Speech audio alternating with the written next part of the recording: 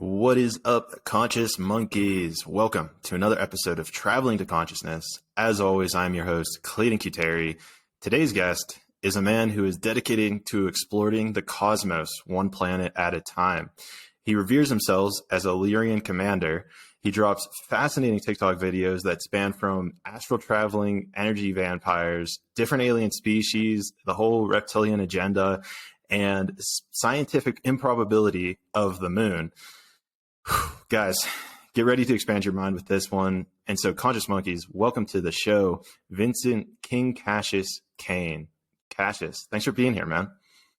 Thanks for having me on. And you're good at that intro, man. Wow. I appreciate it. I mean, that might be one of like the most like, holy shit, what's about to happen intros I think I've had yet. That's amazing. Yo, we were, just so you guys know, before we even started the podcast and started this, we were having deep conversations. So we're like, okay, wait, let's save this for recording. So we're already deeply excited for all the stuff we're about to talk about right now. Get ready for that. Oh, man. So, yeah, it's always a fascinating ones whenever you're like, okay, we got to bottle this up. We got to slow down a little. We're not even recording yet. For real. Let's start off though, because some of these ideas, if you were to bring them up to me 3-4 years ago, they would have broke my mind. Like I'd have been like, okay, next podcast, like these dudes are insane. So let's start off kind of at the beginning with you. What would you say was, I love asking this question, what was the very first thing when you were a young little Vincent Cassius? What was the first thing that you wanted to be when you grew up? I love this question. I wanted to be so many different things. Now, I remember at the beginning, I wanted to be, what was it? I remember in the middle of elementary school, I wanted to be an architect. I don't know why, but I wanted to be an architect.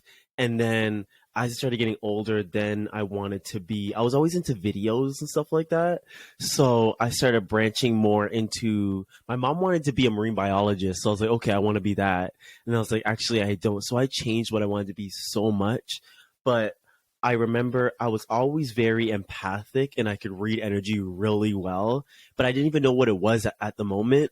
I could just feel and understand people without knowing how I knew that.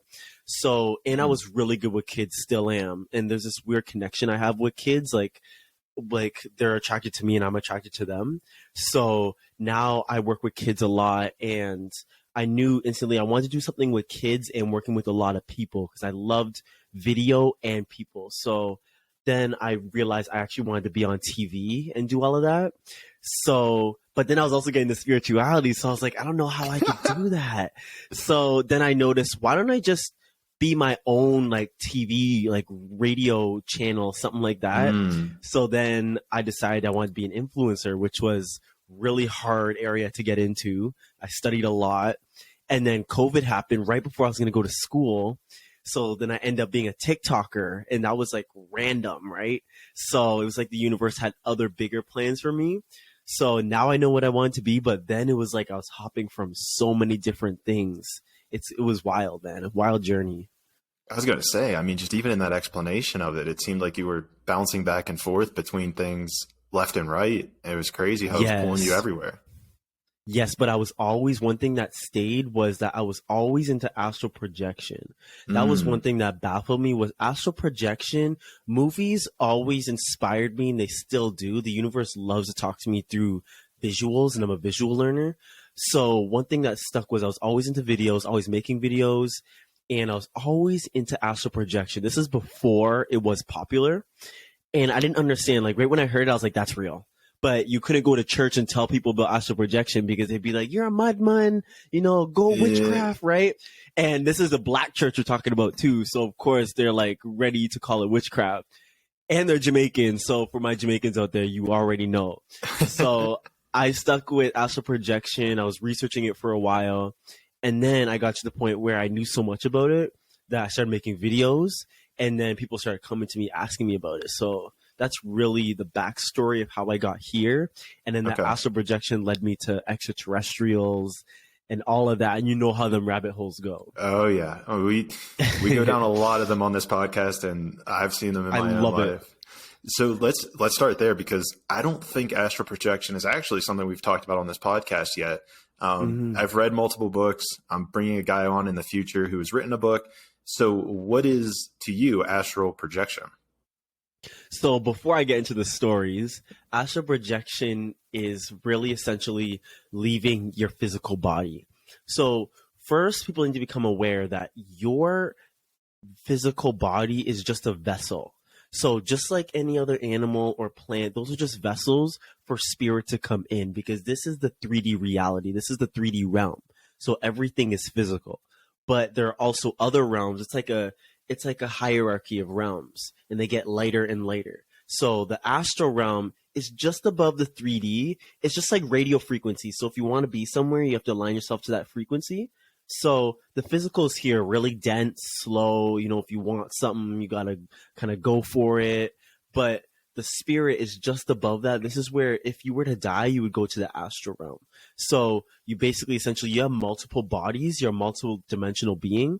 So when you leave your physical body, you are essentially traveling with your spirit or astral body. So you essentially have so much different levels you could travel on that you exist on. But the astral realm, and you may think it's just like one simple, like, you know, another density, but really it's a whole nother world, just like this physical realm. So you go there and you see beings that are alive, just like me and you, but decided not to be in the physical and decided to stay in the astral. And so you'll see beings like fairies, extraterrestrials that aren't in the physical. You're going to be able to talk to like trees and stuff because you could telepathically communicate to them. So there's so much different, and there's even levels on the astral. So there's like higher astral, which is like angelic, very like higher dimensional beings, and the lower astral, which is like lower vibrational beings.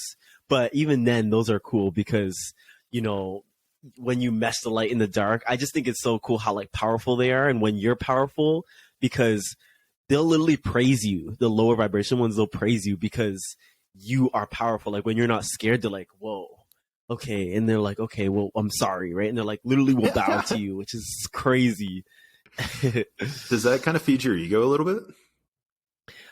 I'm very aware of my ego, so it can do that for people. But for me, I use it for power because I'm aware that, you know, there is no good or bad. So like a lower dimensional being could be like, you know, love is bad because, you know, they're lower dimensional. But a higher vibrational being will be like, love is good, right? And so there's different, it's all perspective. So when I look at it, I don't see it as like an ego thing because I merge the dark so that I could be a warrior. And then I merge the light so I could have love and all of that. So it's like you want to help the lower vibrational beings to merge themselves because they chose that because of their soul experience. So you really, when you have a bigger awareness, you are accepting and you see it. So you're not scared of, like, you'll see a demon and you won't be scared. You may be like, kind of like, whoa, like it's a strong being, but you're not scared. So if they were to praise you, you're just like, okay, fine, like I could help you out, or like you could help me out in a sense. That's pretty cool. And so how did you kind of come across astral projection for the first time? I think was it a movie you said? It was so weird. I think it was on YouTube. I think because I just remember when I was in like grade 8 and grade 9, I would research so much about astral projection. So I think I came across it on YouTube, and then I'd see it in movies and get more interested. But on YouTube, people were having so much experiences about it. And remember, this is when it wasn't too popular. So reading about it, I was like, whoa, this is fascinating. And seeing their experiences, I never read that moment. Like I never read books. But when I got an astral projection book, I finished that joint in like a few months. It was done.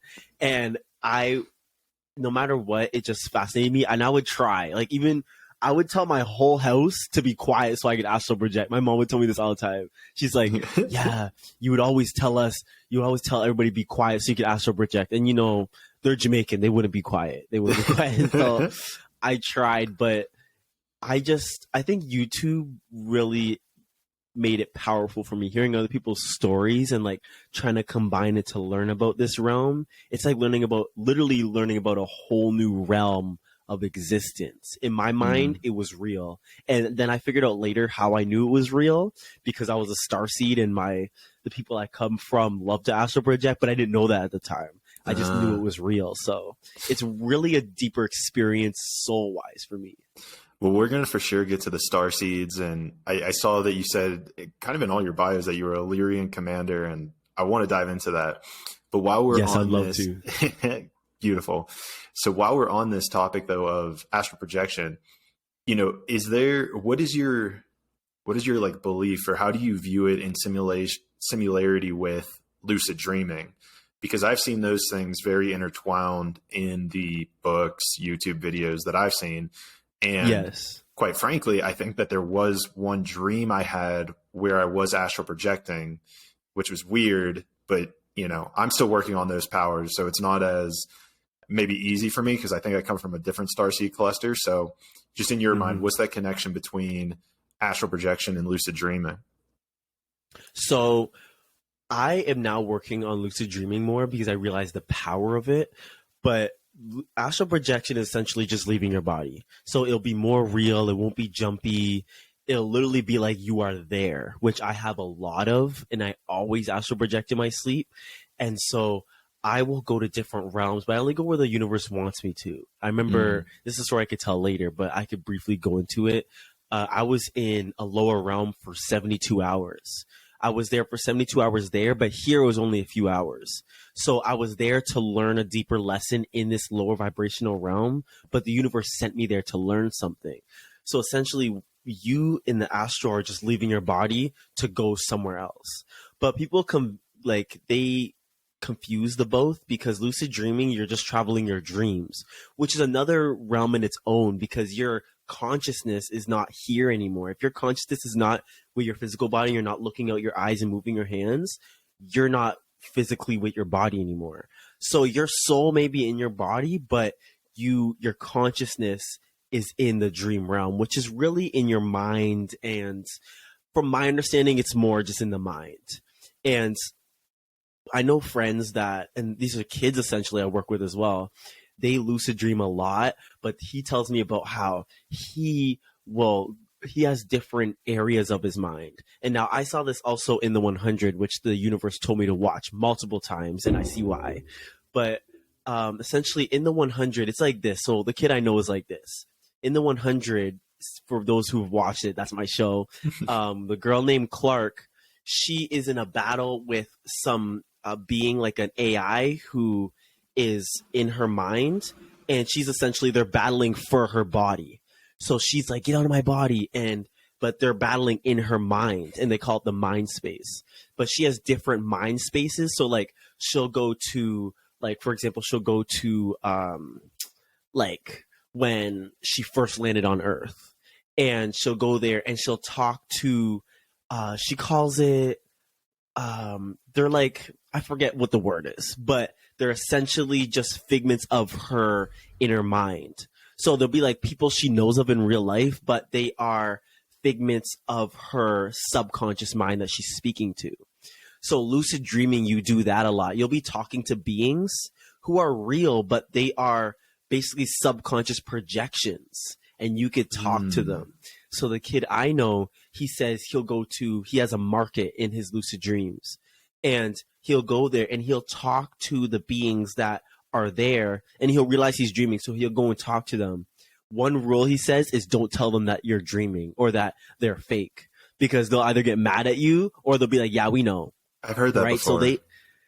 So they already know, because they're real. They're just, their jobs are different. So they're different forms of conscious beings. So you could talk to them and they'll give you information either about your subconscious mind or about the universe in general.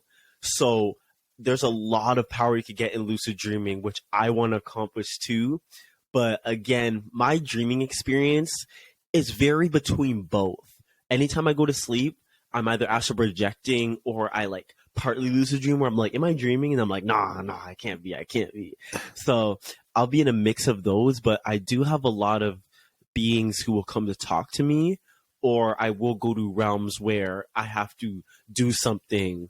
And then when I get out, I learn something, but sometimes I'll still have that energy. So like, for example, I'll use my dreams to help me in the physical. So I was doing a presentation at an elementary school, and the night before I was presenting, I was presenting in my dream. So I was there and I was doing the presentation, but if I made a mistake, everybody would stop. And someone at the back of the class would be like, oh, wait, no, but it's like they were helping me, like they were guiding me. She was like, no. So everybody would stop and she'd be like, no, okay, next time talk like this and don't do this. And I'd be like, okay. And then I'd resume and then talk again. So it was like someone was helping me through my dream, but they were doing that so that I could do the work I needed to do in the school. So there is That's much trippy. Different powers. Yeah, it's so cool. You could do so much in the astral or the lucid, but no matter what you choose, there's power in both. You just have to choose. So it's kind of a two-part question here. Well, first of all, power of choice that you kind of just illuminated is super powerful in its own rights.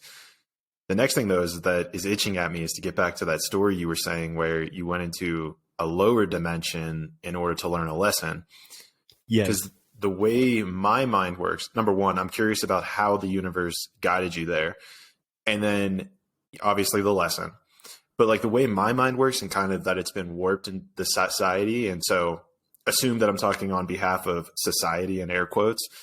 It would feel like you're kind of saying like, you know, I really hate to say this because I get these comments so many times on my TikToks, but the idea that you're kind of doing the devil's work because you're going down into lower vibrations, you're going down into the underneath to do work and to learn a lesson.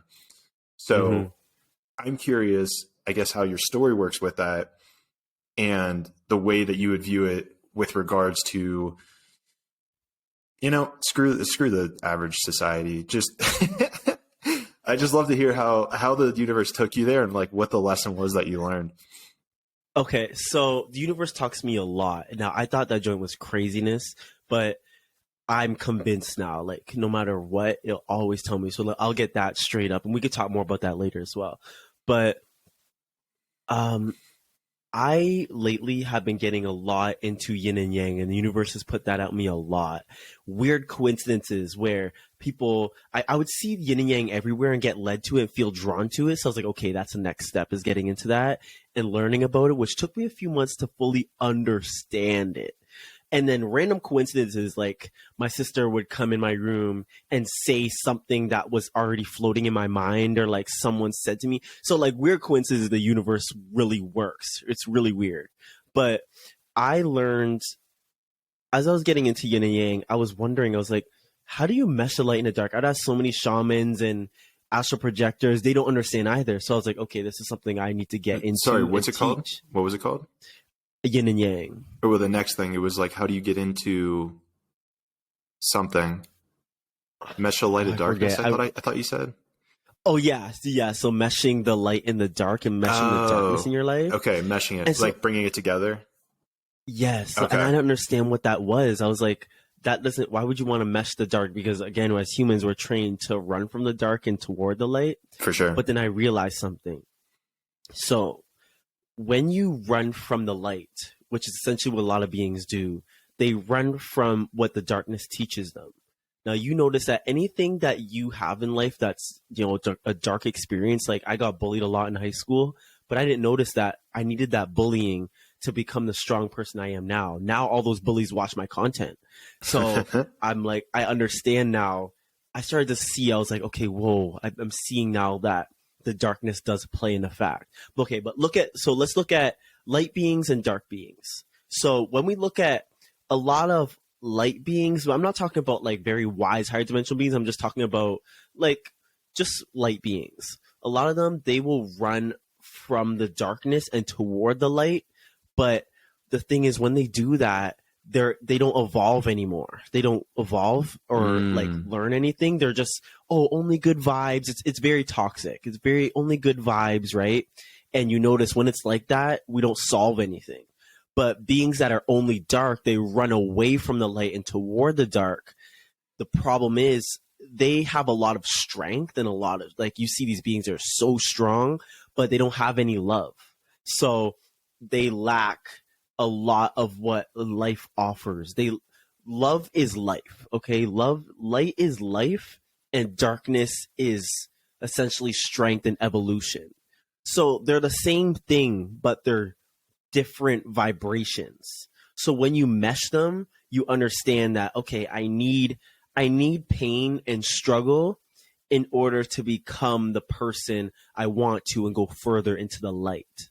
So I noticed the further you go into the dark, the further you go into the light. So just like how when you work out, you need the pain of lifting that weight and your pain going through, your muscles are really struggling so that you can have strong muscles. And then from there, when you lift a heavy weight, you're like, this is light, man. This is light because you are strong. So now you're further into the light. You have more light and love experience.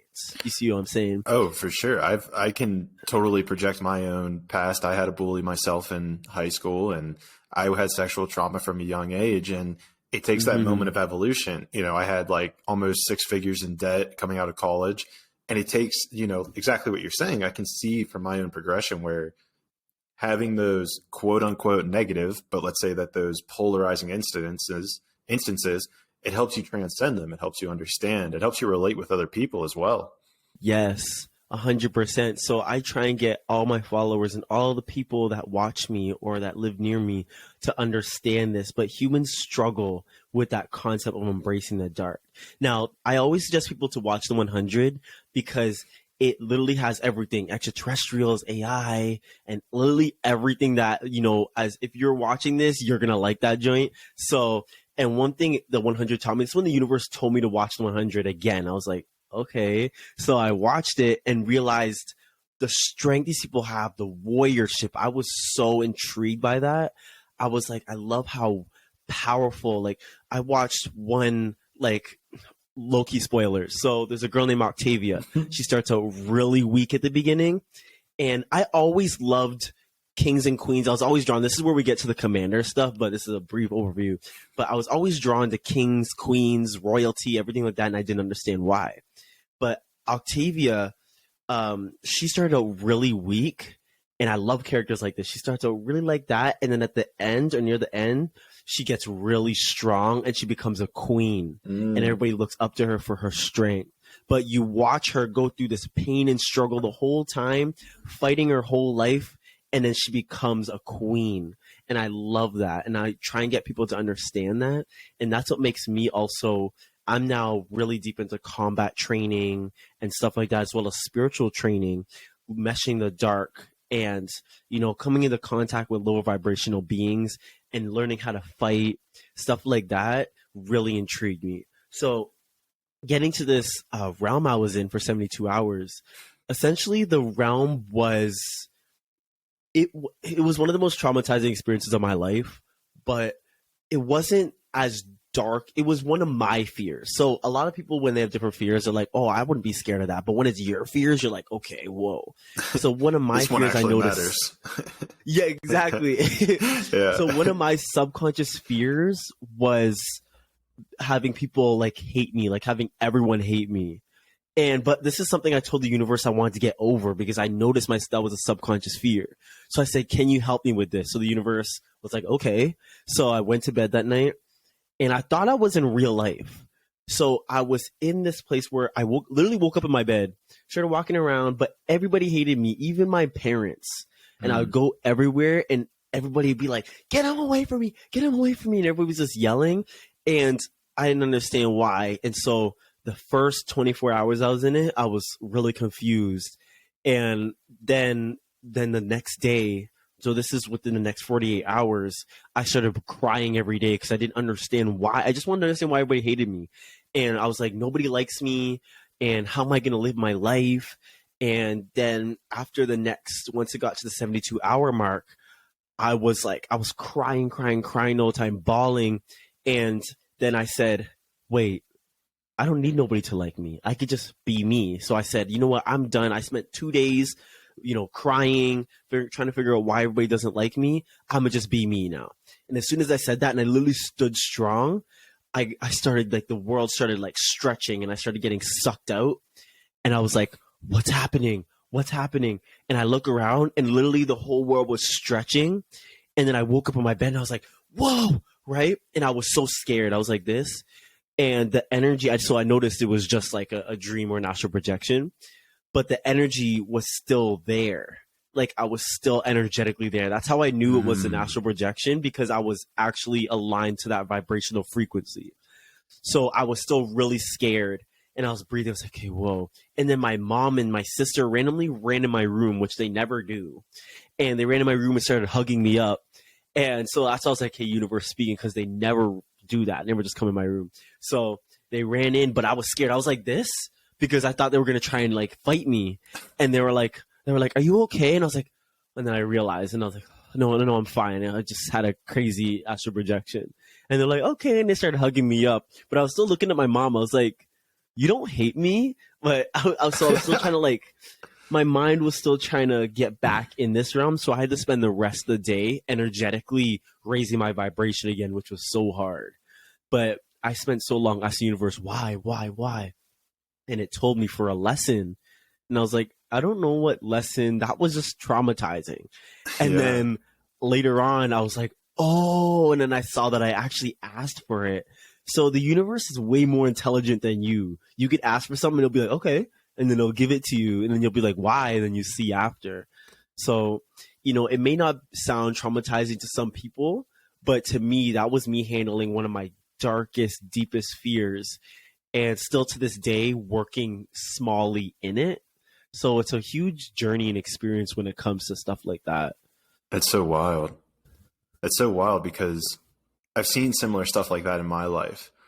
And it's so fascinating too, because where my mind's taking this is that once you kind of start getting on this path and start asking for like certain things, trying to align with certain things, it's almost like your wants and desires will shift along the way. And it becomes crazy, because you start realizing, like, something for me right now, like the last year of my life has been very much like, I don't care about money. Like, as long as I'm helping people, as long as I'm raising my frequency and everybody else around me on all levels of existence, then life is good. And now I'm starting to kind of hit that teeter spot of like, but money would be dope, And so it's really interesting how you kind of shift you can almost shift like those wants and desires. Cause now it's like, all right, universe, like what's blocking me from money? Like, help me fall into that frequency to like get that money and make that, next evolution in my life and in this progress and this destiny that is this experience of being Clayton. Yes, that's so crazy you say that too, because it's so true. Like, I was like, oh, I don't need money that much. Like, money is just whatever. But then I actually realized, okay, wait, I'm in the physical realm. So, because I was trying to like get out of this realm. I was so spiritual, like literally everything to this day is still energy. And like I see and like feel people's souls and like their timelines before like I see them. And like if I touch them, I could like feel everything about them. But I really got deep into that in the spiritual training when it comes to that. But then I realized, wait, I'm in the physical realm. So I came to this realm for a reason. I started to understand why I came here. So I was like, I need to get stronger physically. And again, meshing the light and the dark showed me that, as you want to if you go into darkness more, you're going to get stronger and you're going to get powerful. So I realized, okay, I want to be powerful physically, spiritually, mentally, and societal wise. I want to make differences on this planet.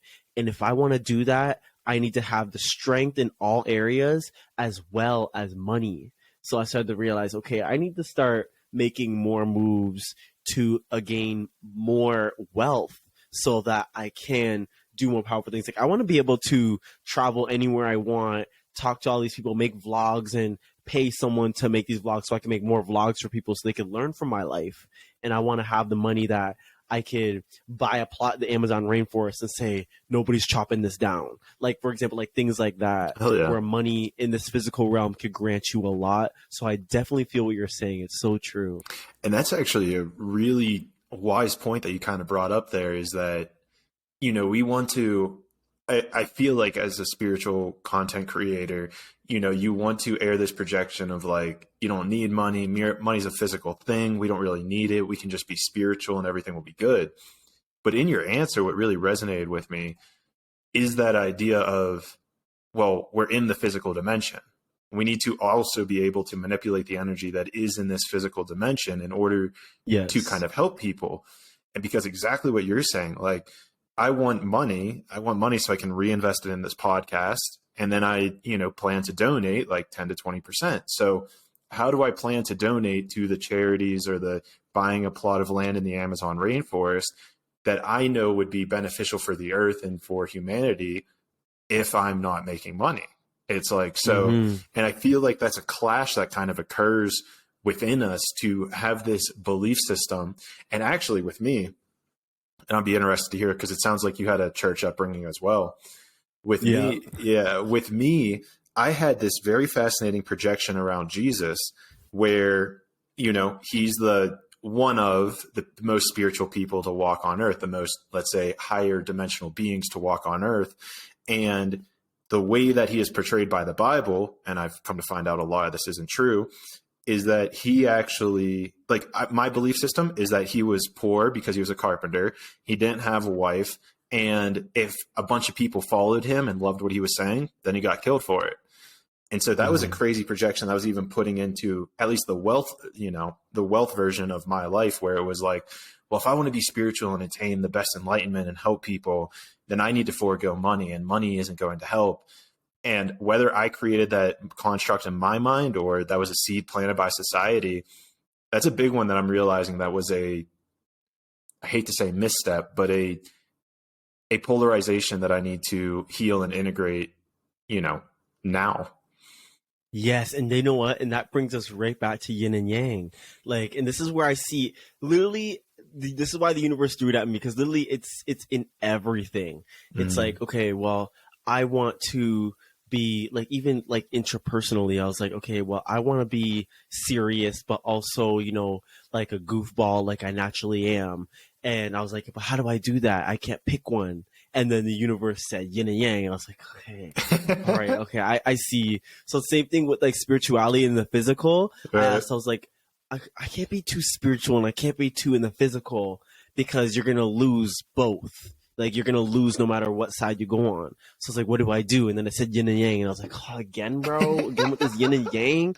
So I realized, I was like, okay, so now I have to actually mesh the spirituality and the physical part. So I need to train physically so people can't, I could be strong physically. I need to be trained spiritually so that I could be strong spiritually. And I need to train within, society and gaining power within society so that I could have the power to do what I came here to do. So it's like everything I see, it's saying, okay, yin and yang, don't pick one, pick all of them and mesh it. And it's just like, oh, this is where the universe talks more. Growing up, I always said, I don't feel like I'm when it comes to the, fire, air, and water signs and earth signs, I always said growing up, they were like, what one are you? And I was like, I can't pick one. I genuinely can't pick one. And then I remember on Snapchat, there is a feature that allows you to see, your astrological and all of that. And I was curious because I was like, I feel like I am all of them. And literally, this is when I was reading about divergence too and all of that, which I'm about to get to in 1 second. But it said that I am 25% all 4 signs. Wow. So I am fire, air, water, and earth.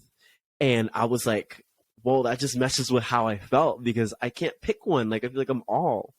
And then that's when I was getting into also divergent. And so I made a few videos about that as well, and how they talked about how the most powerful people on earth are the ones that are, brave, honest, peaceful, intelligent, and selfless. Those are the 5. Those are the 5 factions that they group people into in that movie. And I was interested. I was studying that movie. I was like, is this talking about real life?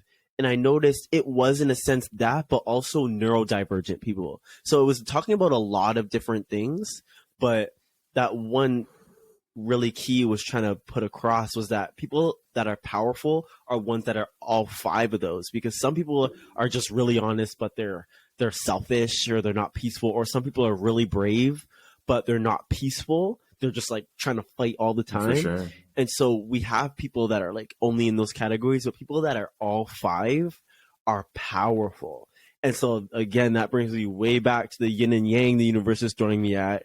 And then again, I don't know if it was you or someone else I was telling about this, but as I was getting into all of this, I actually had a seizure at a skate park, and I had this really bad like cut on my hand. I don't know if you can see it's a scar now, but it made like a yin and yang symbol. No shit. The quality's a little low right now, but I'll have to go back and watch it. But if anyone's watching on YouTube, check it out. But you guys will see. So it looks like this. Like it looks like two. Come back to your mic a little bit more. Come back to your mic a little bit more. Oh, there you go. Oh, you guys can hear me better now. Yeah. So like it looked like two fish like chasing each other, and I got this, and I was like, "What? Like stop this!" So it gets where it's kind of scary because the universe is like, "Get into the yin and yang," and I was like, "Okay, I'm listening now." I'm here. So for all of you, yin and yang in all forms of your life will mesh. It will make you powerful. It'll be hard at the beginning because you've been so much going to the light that you're going to have to delve into the darkness, and you're going to be essentially a warrior. But once you delve into the darkness, then you can find that balance in between, and then you definitely become like one of the most powerful people on the earth, because not much people do that. And even to expand on this, I'm all on board. First of all, let me just put that out there. I'm all on board with this. But to even expand further, right? If you look at the yin and yang, there's a little bit of light in the dark and a little bit of dark in the light. Yes. And it's almost like that's the point of expansion. You know, if you're going to go so deep into the dark, you have to navigate through that tail, through this mystery of darkness. And then once you find that little nugget of light, it's almost like that's how you expand yourself even further. And quite frankly, it feels like to me, as I'm even talking this out loud, it goes the same way with the light, you know, talking about this whole conversation of how it's like, I just want to be spiritual. I want to help people. I want to raise my frequency, raise other people's frequency.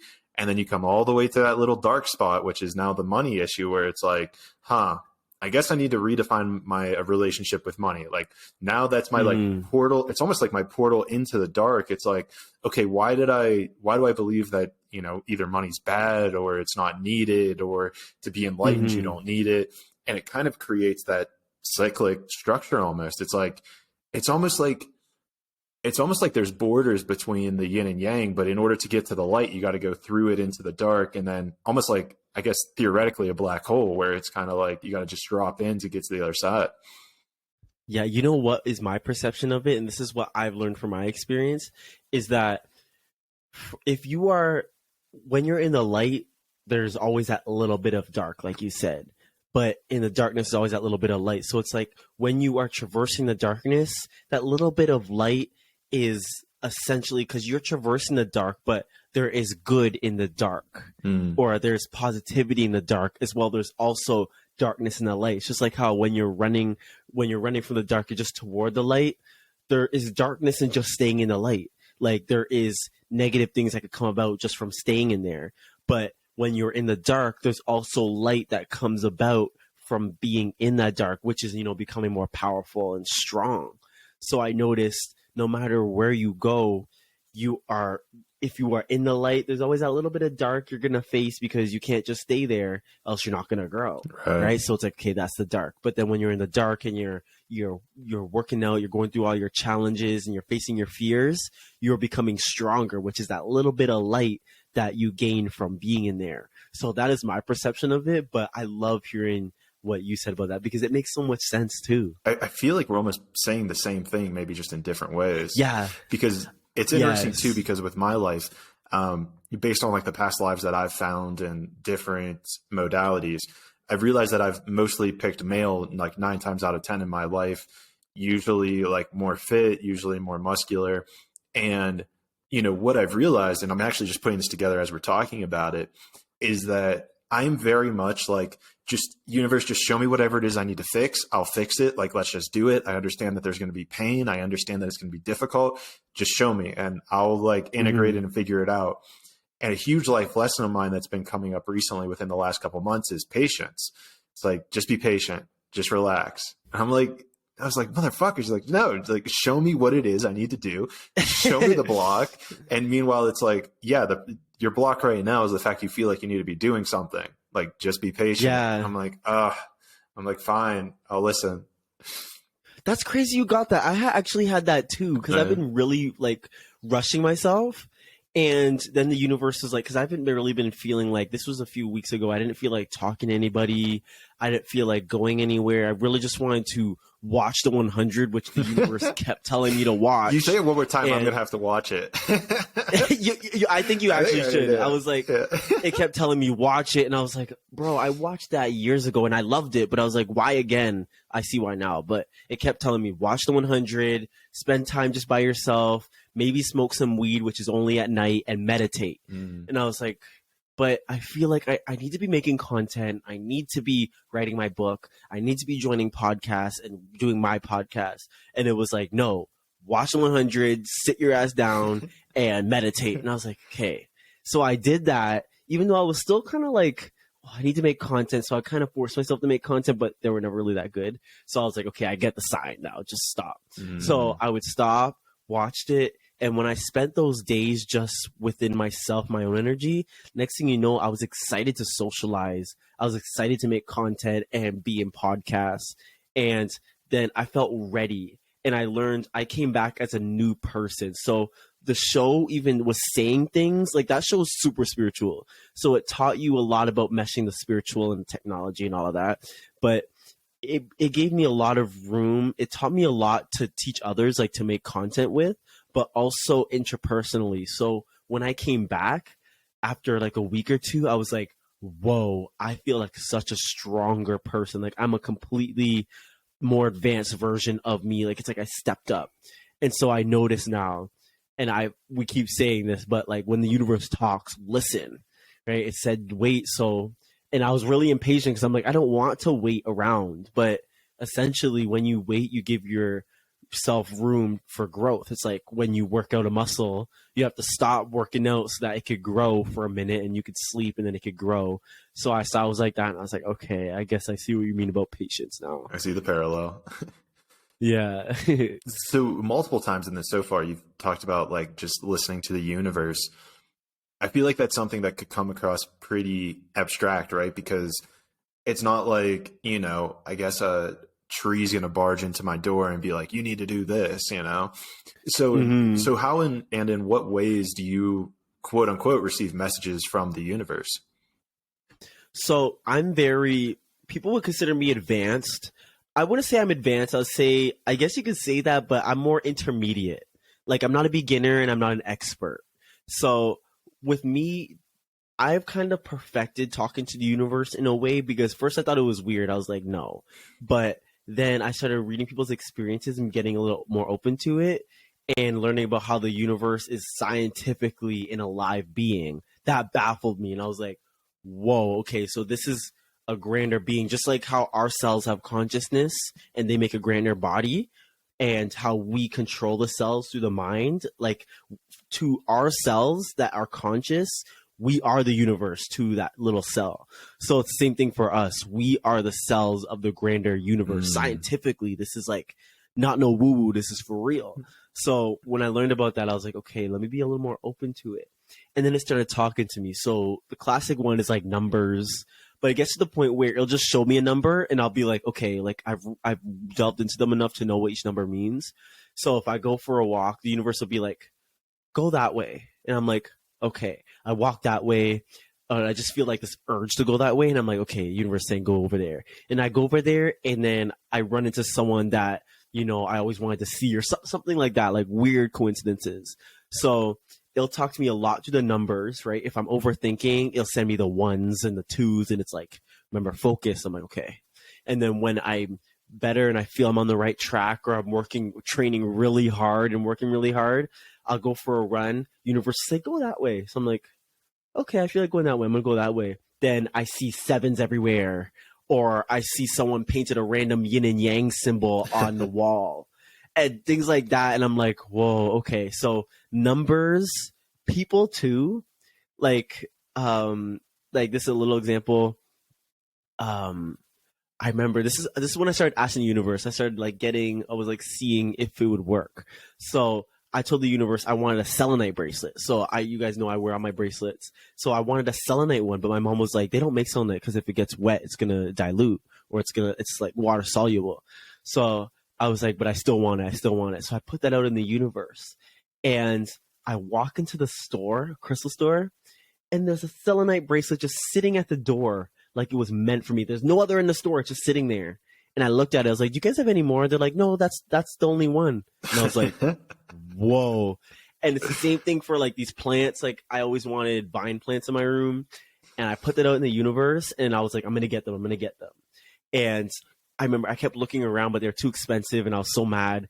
And then my aunt texted me randomly. And she's like, hey, so I was in the store and I saw 2 vine plants. And I instantly just thought of you, but she didn't know that I wanted vine plants. Right. She's like, I just instantly thought of you and was wondering if you wanted them. I was like, hell yes, right? And so it's kind of, that's when I was testing it out. And I was like, okay, this is kind of scary now. Like it's just genuinely doing that, like putting it out for you. So now the universe speaks to me through, if I meditate, it'll just speak to me through my mind. Maybe it'll just throw visions in my mind. Things like that, or my dreams especially, right? Or astral projections. But think about it like this. The universe it's a bigger organism than us. It's very more intelligent than us. So it'll speak to you through the realm that it is. So if you want something, you'll put that out there and align your frequency to it. The universe will make things, it will move around the world to get you that. And you'll be like, I don't understand how the universe did that, but it did because it's way more intelligent than you. So it's going to move things around. It's like a chessboard. It's just going to move things around so that you get to your goal. So anytime I want something where I talk to the universe, it's either visions, numbers, people, or just random symbols. Anything that's around you, it'll just talk to you through the physical realm, essentially. And what's crazy about this, I want to expand, and maybe this is actually going to give you another modality to communicate with the universe. What was coming through to me as you were talking about this, you know, you're talking about it as if the universe is its own thing, which I'm all on board with. But I was thinking about it even as like the earth itself is like its own, you know, it's its own intelligence. Yeah. And so where I want to take this is I've noticed that I've gotten a lot of messages from the universe through insects and through bugs. Like, yeah. And so a big one for me is like ants. Like if I find an ant crawling on me, it means to like keep going because, you know, ants just go forever. Like they persevere. And it's interesting too, because actually this morning I found a moth that was dead on my windowsill, and I'm not sure what that means because I haven't, because see what I do is I usually, like with the numbers, I'll do some research. I'll go online. I'll be like, what does an ant mean? You know, and you'll see all these different things. Yeah. And then I'll just figure out which one resonates the most with me, or what thoughts I was thinking when I saw that ant, or, you know, all these different things. And then it's like, oh, like that's what the universe is trying to communicate, whether it's the numbers or insects. Definitely. You know what? As you get more spiritual, I like that you said that, because as you get more spiritual, you add on. So first for me, it was just numbers. And then I started coming across people that were like, oh, you know, it'll talk to you through different coincidences and people. And then next thing you know, it started happening. So it's like the universe waits so you could perceive it in certain ways. And it's always dependent on the individual. So some people, it may be numbers or like animals, like you said. I get that sometimes as well. Not as much as you though, but like overhearing conversations. Like sometimes. Yes, I remember, because I'm really into felines and stuff like that, and that's for the starseed stuff we're about to talk about after. But I was always into lions and tigers and panthers. Didn't understand why. And then as I was getting into it more, trying to understand my starseed heritage and like the feline beings, I started to see lions everywhere. Like I went to a party and randomly someone had like a tiger tattoo on them. They weren't even talking to me. They were just like, yeah, talking. And I saw it on their arm. And I was like, whoa. And then we went for a drive.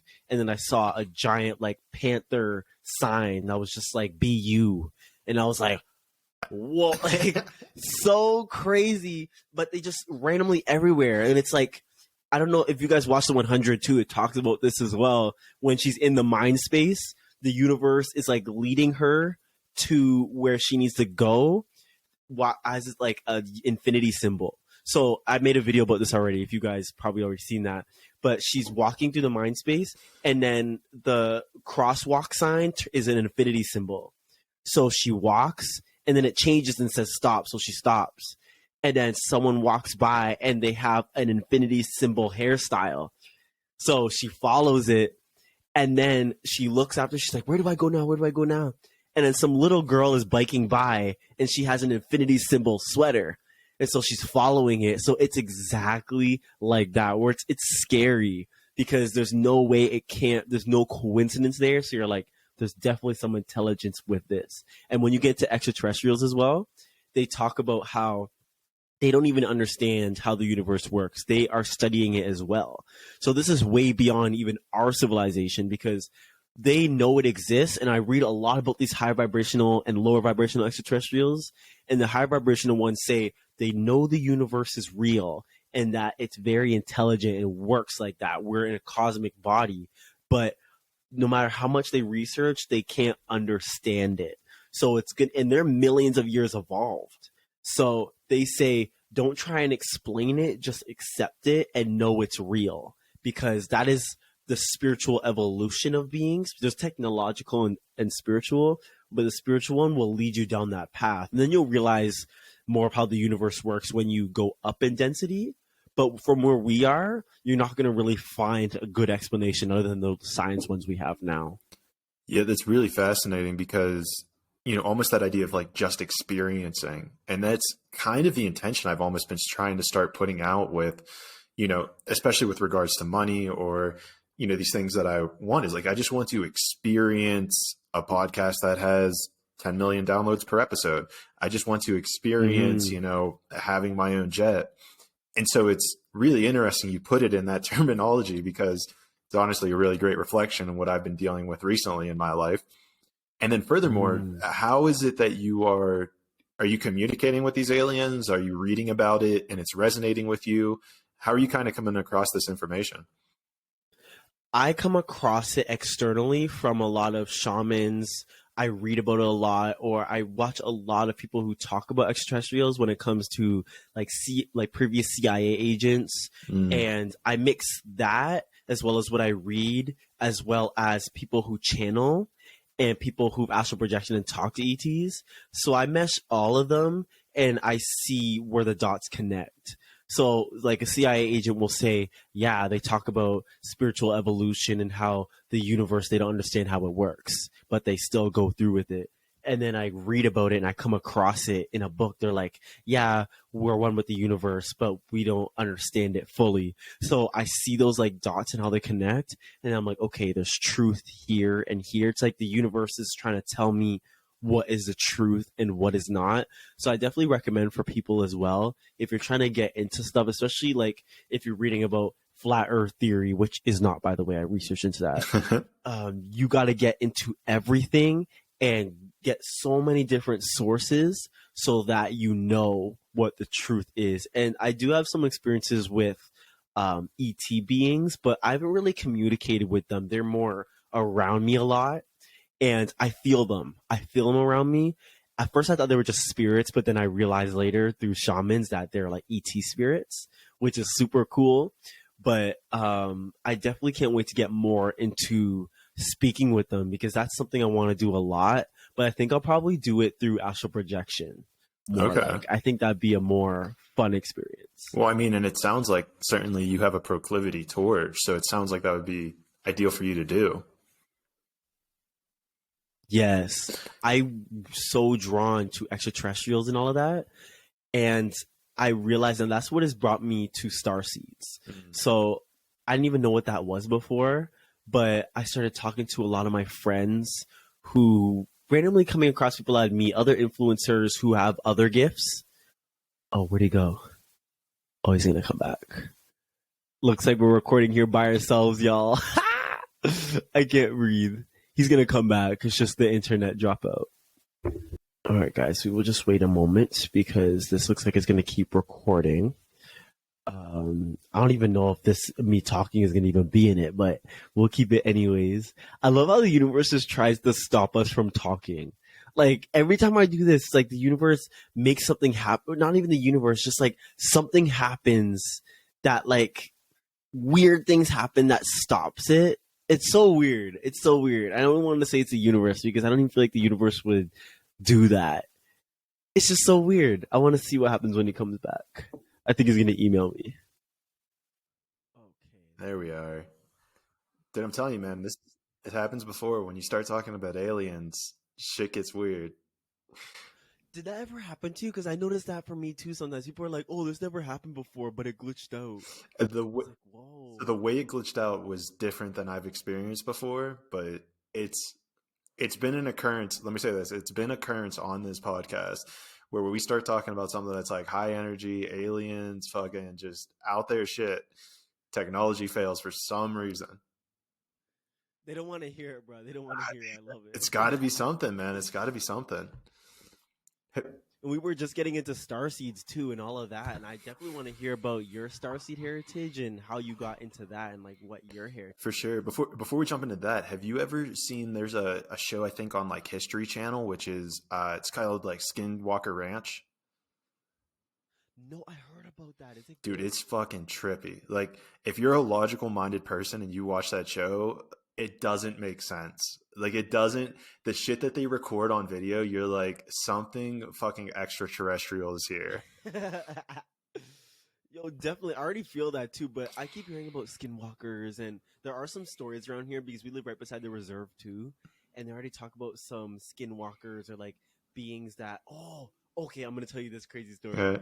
Uh, My mom used to tell me about how I used to be scared about a floating head in my room, like a man with a floating head and no body. And she told me about this, and I was like, interesting. Okay. Like, that just sounds scary. Of course, I'd be scared. And then I told my native friends about it, and they were like, yeah, there's some dark being that lives like on the reserve that's just a floating head. Whoa. And I was like, what the hell? And it made me think about the skinwalkers and all of that. Like, that joint is so real. It's Dude, scary. it's fucking trippy. This shit is trippy. Like, they'll be putting like they get these like super advanced telescopes because they have pinpointed this like area where like light bends, like it'll bend lasers off like in certain degrees and all this shit. Yeah. And so they have these telescopes that have like computer data, and so they'll map like where the stars are in the universe, and they can map it based off of like this trajectory. Well, they have these, and then they'll shoot like rockets up into it in order to get like all this data. Well, what happens is you'll hear on like the countdowns, they'll be like, all right, we're launching the rocket in 5, 4. And then people are like, my telescope isn't working. Why did my telescope just, all the stars are getting deleted. Like all the stars are deleted on my system now. And they're like, has this ever happened before? They're like, no, it never fucking happens.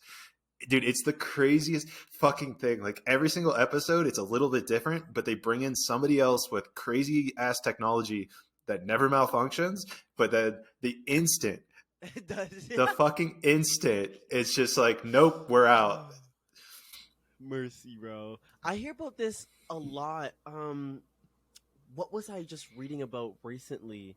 Oh, I was reading about reptilians and like how they get like the technology, and I learned about how they're actually in like a higher density, like not higher vibrational, just like a one step higher density than the physical.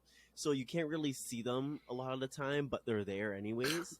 And one thing they were saying was that how they will manipulate technology so that certain information doesn't come across. And Mm. Loki, it sounds like conspiracy theory, but that's the feel like the only explanation when it comes to like things now functioning like that. Like, what are the odds that like people get into stuff like this and there's always some malfunction? There's something involved, and I don't want to say it's reptilians or like the government, but something's involved that's trying to stop information from coming out. I don't know what it is. Well, yeah, there's something of some sort of higher power that's messing with those technologies. Let's definitely get into the Yeah. reptilians because I had a dream one time where I was actually talking to reptilians, and I have done some research.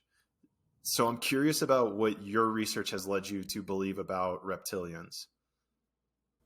So, whoa, I went really in depth. I'm at the point where I'm taking notes because there is just so much information.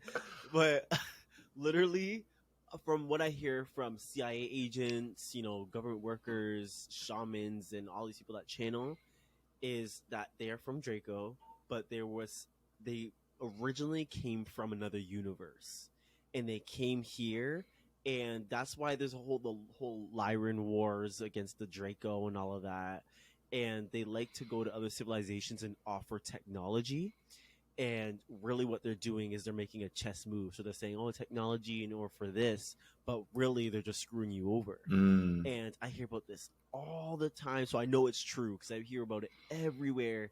And all these government workers are like, yeah, they'll go to lower like planets like ours that aren't as advanced, and they'll offer technology. And of course, they're like, hell yes, we want like spaceships to take us to space. And really, they're just taking joint from you, right? Mm. So they're screwing you over essentially. And I really into the hierarchies because there are like hierarchical Dracos, and there are like the ones that are almost at the top, which you see in they showed it in Star Wars. I was like, whoa. And they're like bigger reptilian beings, but they have wings, and those are like the more elites, like alphas. And then you have lower ones which are just like reptilian looking, but there are some good reptilians. And the ones above, like the draconians with wings, are dragons. But most of the dragons are actually neutral. They're not light or dark. They're just both. And so the Draco are actually scared of them. So there's so much like political intricacies, but at the end of the day, they are lower vibrational beings that are more. They come from a universe that is relied on technology rather than spirituality, and so they're Interesting. kind of distant from the spiritual aspect. So they can't ascend. Essentially, they can't ascend to higher dimensions like where higher beings are because they're too reliant on technology and away from spirituality. So there's a whole in-depth like evolutionary process they went through, and there's a lot of history with them that you see throughout not just our planet but other planets and so much across the galaxy. It's always you always hear about these damn reptilians. They're always like, yeah, the reptilians did this and stuff with I shouldn't even. I'm just gonna say it. The Nazis. I don't know if you heard about that in the Dark Fleet, Would they stuff help? like Did that. they You can't help even say them? that on social media. You said that they helped them. So the reptilians actually helped the draconians, and I don't, or yeah, the reptilians actually helped the Nazis. And I don't know if you guys know about this, but the Nazis were actually into UFOs really bad, and they had something called the Bell, which was like a anti-gravity floating flying saucer. They had so much like technology. They were really hard into Antarctica. Nobody knew why, but it's because they have technology like hidden in Antarctica, like crashed, UFO stuff like that. And so there's a lot of intricacies when it comes to the Nazis too, because apparently, you know how they say they just disappeared, like they just left, and that's because they literally left the planet. Like they used their technology and they left because the reptilians offered technology. And this is also why I always wondered why the Nazis were into the Aryan race. I know you guys heard about that, and it's also because of extraterrestrials. So the extraterrestrials that came and visited the Europeans, from what I understand, I don't know if it's the Europeans or the Nazis, but overall, they saw these extraterrestrials and wanted to become as powerful as them. And they thought that, okay, well, if we want to be strong and, advanced, we need to make an Aryan race that looks just like them.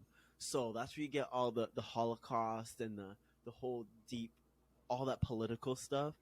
And to as more conscious people, the whole race stuff is primitive, but to humans, it's like a real thing. So like, people will hate me because I'm black, but to me, I'm like, that's very primitive in my eyes.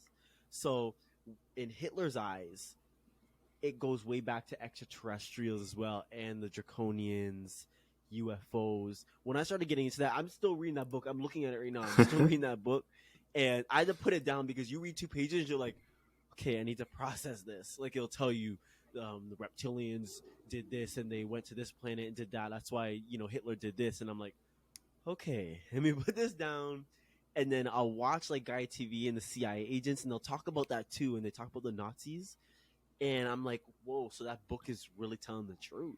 It's so crazy the stuff you hear about them. It's scary. Well, and that's what always gets interesting too is whenever you hear like these ex CIA, FBI people come out. I guess it really wouldn't be too many FBI agents, but it's usually CIA where they come out and then they're like, things like, I mean, you could even just say it with like the normal stuff, but like, what is it? The Gateway? I think it's the Gateway project that they like declassified, Yeah. which is so crazy in its own rights as to like them basically saying that like astral projection's real.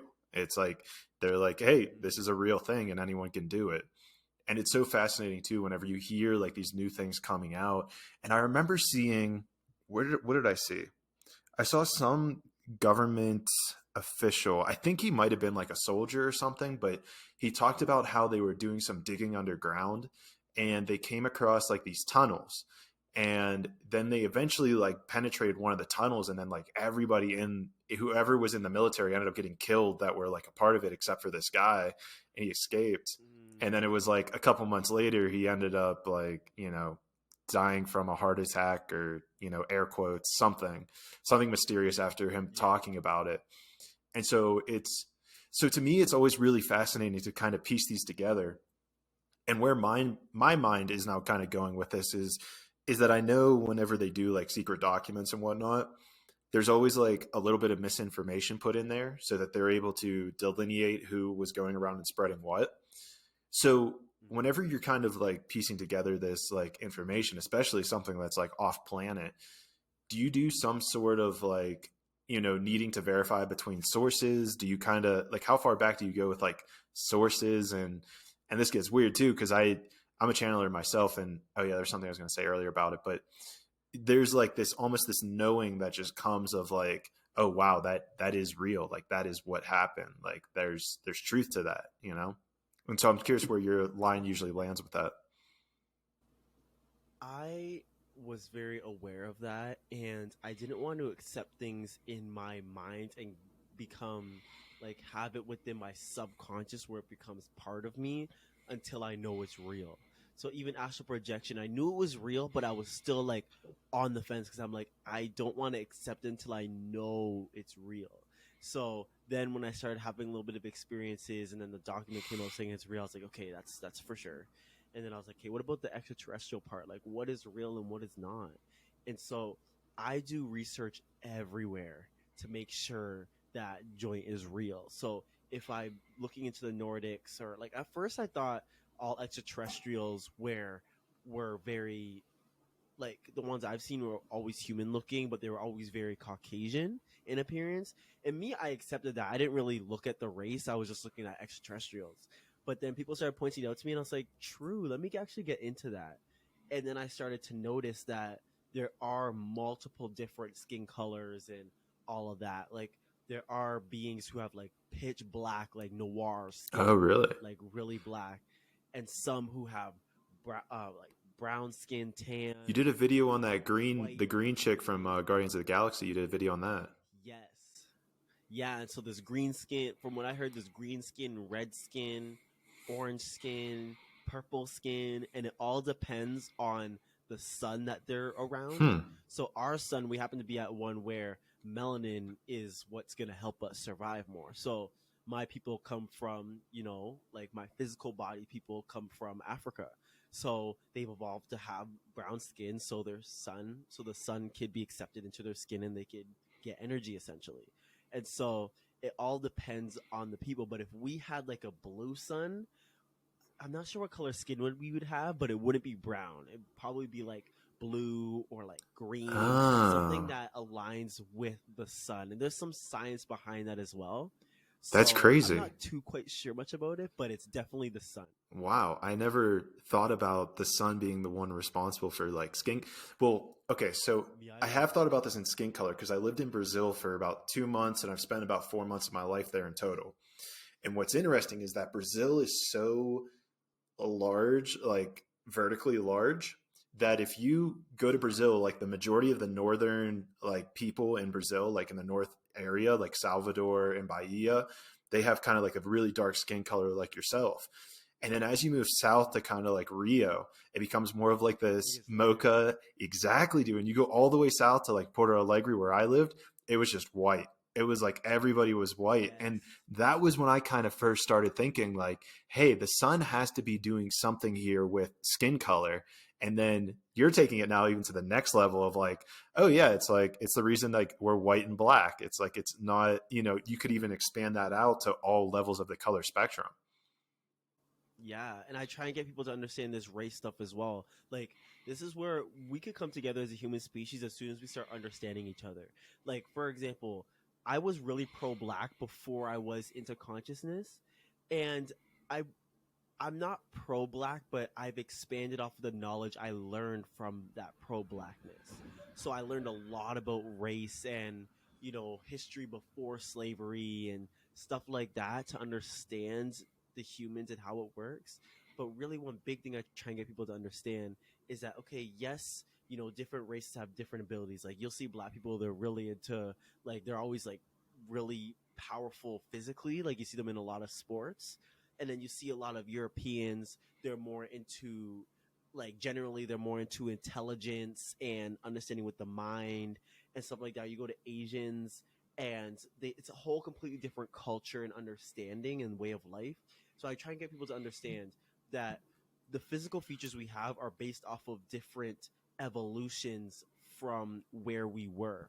But also I'm getting into now just recently on how every race on this planet is also coming from ET races that have planted, because Earth is basically what is it called? An experiment. Just like in Divergent, how you realize at the end it was all just an experiment. Oh, dude, spoilers. Are an experiment. Oh, whoops. Anyways. Anyways. So it's so cool that we see each race. They say each race is essentially just like how dolphins, giraffes, like all of them are essentially star beings putting their DNA on this planet to see what would happen when everything is together. So what would happen Whoa. if Nordic beings were here, Nordic people, black people, Asian people, so all of them. And I was like, is this true? Because then I started looking into it more. CIA agents are saying it, and I was like, okay, I think this is getting more true. And then it got to the point where they're like, yeah, because literally all of our DNA is different, but look at it.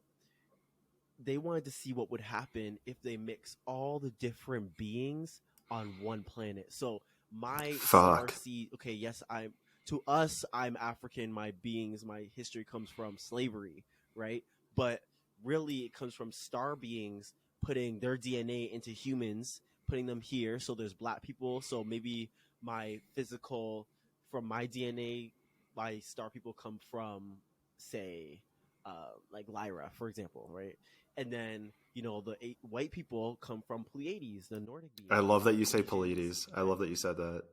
I love the Pleiades. That's the one I identify with the most. Okay, cool. I was Pleiadian. That's awesome. But then there's also a lot of astral projections I talked to, and they said they went to different planets and they saw Asian-looking beings. And they thought, wait, isn't that like earthly? But really it's the other way around. So really all the races we have on this planet come from star people. And so they're saying, and the CIA agents were saying this, Earth is a giant experiment to see what would happen if they put all of us together and what would happen. And now you see slavery, the Holocaust, colonization, all of that.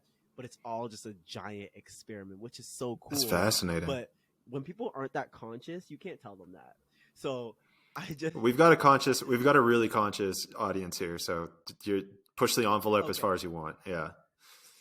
Okay. So with you guys, I could say this, but normally, even in general, I try and get people with their human mind to understand that we are just human, but getting there is going to be hard, especially in the black community, when everybody's like, with everything that's happened in the black community, they're all like, a lot of them are against white people. And I understand, right? Because with the intricacies that happen there, I'm like, well, okay, I feel you. But because I was almost there at 1.2. But then I noticed it's all just, now I realize it's also just an experiment. But really, I try and get people to understand so that humans stop making these categories, these subcategories of human. We need to realize it's just subcategories and not races, like white against black. Like, we need to stop all of that. So, like, I get them to understand, like, I was doing a presentation in the class about spirituality and black history as well. So I taught them all about astral projection and all that stuff. But I also, because it's a black history presentation, I brought a lot of bigger knowledge about race. That was the main goal about it. So I talked about my history, but brought that. And I say, look, did you know melanin is worth more than gold? And they were like, what? Seriously? And I was like, yeah. So I showed them a black woman, and she had like really noir skin. And I said, she's worth more than everybody in this town combined, like science. Really? And they were like, whoa, oh my gosh, yeah. So melanin is really worth that much. And so I get them to understand that, and I tell them about hair, and I teach them about different hairstyles and what they mean, like why there's dreadlocks, and we call them locks, but they call them dreadlocks. I'm like, really, way before slavery, only the warriors and royalty wore dreadlocks, Mm. and they're not dirty. We wash them, we take care of them, but little things like that we need to understand so that we come together as humans, so we can have a better understanding of each other. Simple things like hair, like when I go places, they ask about my hair, and I'm like, let me teach you so that we could come together and understand each other. That's just the basics of it for humanity. But then when they get more conscious, then I get into the ET. You got to break them in slow. I totally get that. Yeah, slowly. You start off like, hey, what's your name? And then see where they're at. I love doing that. Yeah. It's hilarious. I test them too. I test them, and sometimes it's a little too crazy. So I'm like, okay. Yeah. I've had people on the podcast like that where I say something about aliens and then they kind of shift back, and then I really quickly, real quick, change the subject. I love how you watch their body language when they. Yeah. I'm like, okay, well. Yeah. All right, there's your line. I found your line. Yeah. It's really interesting though that you even bring up dreadlocks, because I think there's probably a subconscious thing within my mind too that they're like not as clean, and I don't know where that comes from. Mm-hmm. I have no idea where I've brought that. It's the media. It's the media. So I noticed they always show, especially like Bob Marley, you see his locks. His locks aren't dirty. They're just a different form. We call those ones free form. So he literally just leaves his hair alone, and then they form into dreadlocks by itself. Oh. And so they kind of look like ratty because that's just the most natural way. He just didn't touch his hair. Mine are more uniform. They look like braids because I wash my hair and then I twist the roots so that they look like braids. Gotcha. So then my hair just over time forms into locks, like just naturally. So little things like that, I'm like, we need to teach that so that we don't have these barriers, because whether they're subconscious or conscious, they're still there. For sure. And I hate that because I can feel it too. And then I'm like, okay, we need some education and stuff like that. That's probably why you even mentioned it in this podcast here. Like, hey, Clay needs to learn this. And I was like, all right. Low key. I would love to shift this back to the ETs and starseed conversation, because it's really fascinating. Because even as you're talking, I'm thinking about my evolution into understanding the idea of starseeds. And as I briefly mentioned, Pleiadians was that first one that kind of just like zapped into my head. Like when I saw starseeds, Pleiadians was like the first one I saw, and I felt this energy of alignment whenever I saw them. I was like, yes, like something feels right about them. And then it was interesting because I think like Sirius and Orion were the next ones that came to me. And of course, correct me if I'm wrong, but I believe those alien beings are also predominantly white as well. And so, you know, to even hear it, this is just so fascinating to me to even hear, because, you know, you were talking about in that video about how there were, you know, green, you know, other aliens from a different being that are green. And so I guess it's a really interesting thing to me to, you know, be a white person and then have this, you know, very strong attachment to starseeds that are also white. But here's a question. Could that also just be the fact that I am white? I self-identify, you know, I'm physically white. And so there's this subconscious tribalistic, you know, attachment to the star seeds, as you could put it, that are the same color as me. I would say yes, to be honest with you. There is a lot of people who are like that. And I am naturally drawn to Nordics. So, and I didn't know why. Like, I just love Nordic beings. And I started to realize that I actually incarnated in a lot of Nordic bodies. And that's like a race that I'm really drawn to. What color, really real quick, what color are they? Because I don't think I've heard of Nordics. They're like really white. They're okay. Like super white and really tall. And so I was always into them for some reason. And I've always just had a draw, like physically, I've always seen white people as really attractive. Never knew why. I thought I was just like whitewashed, they would call me, but really it comes from like soul and like recognition. So it is partly recognition, but also like what you're used to incarnating, the bodies you like to incarnate in, but also the human experience as well. So you just have to know yourself and know what you're more drawn to, because if it was more, I feel like we're generally the same. And if it was more like that, like if it was like, oh well, I'm human, so I'm more drawn to like my race, I'd be drawn more to black people. But that's not necessarily Right. the case. So I guess it all depends on you. And when I started learning more about my history, things started making sense. Like anything you're drawn to. So people that are watching too, if you want to know what type of star seed you are, you could go to people. I went to a lot of people and like a lot of my friends who helped me out, but also I noticed that what I was drawn to from the beginning is what my friends said I was. I was always drawn to lions, felines, and I always was an old soul. Like I was always called an old soul when I was little, and still to this day. And people were like, "Oh, like you have to be like a lion soul or something," or like they see me, my friends call me an ancient cat. They say my soul's like an ancient cat. Interesting. And little stuff like that. I was always drawn to certain things, especially royalty, which we're going to get into in a moment. Really drawn to that. And then I started having friends who are clairvoyant or travel the Akashic records.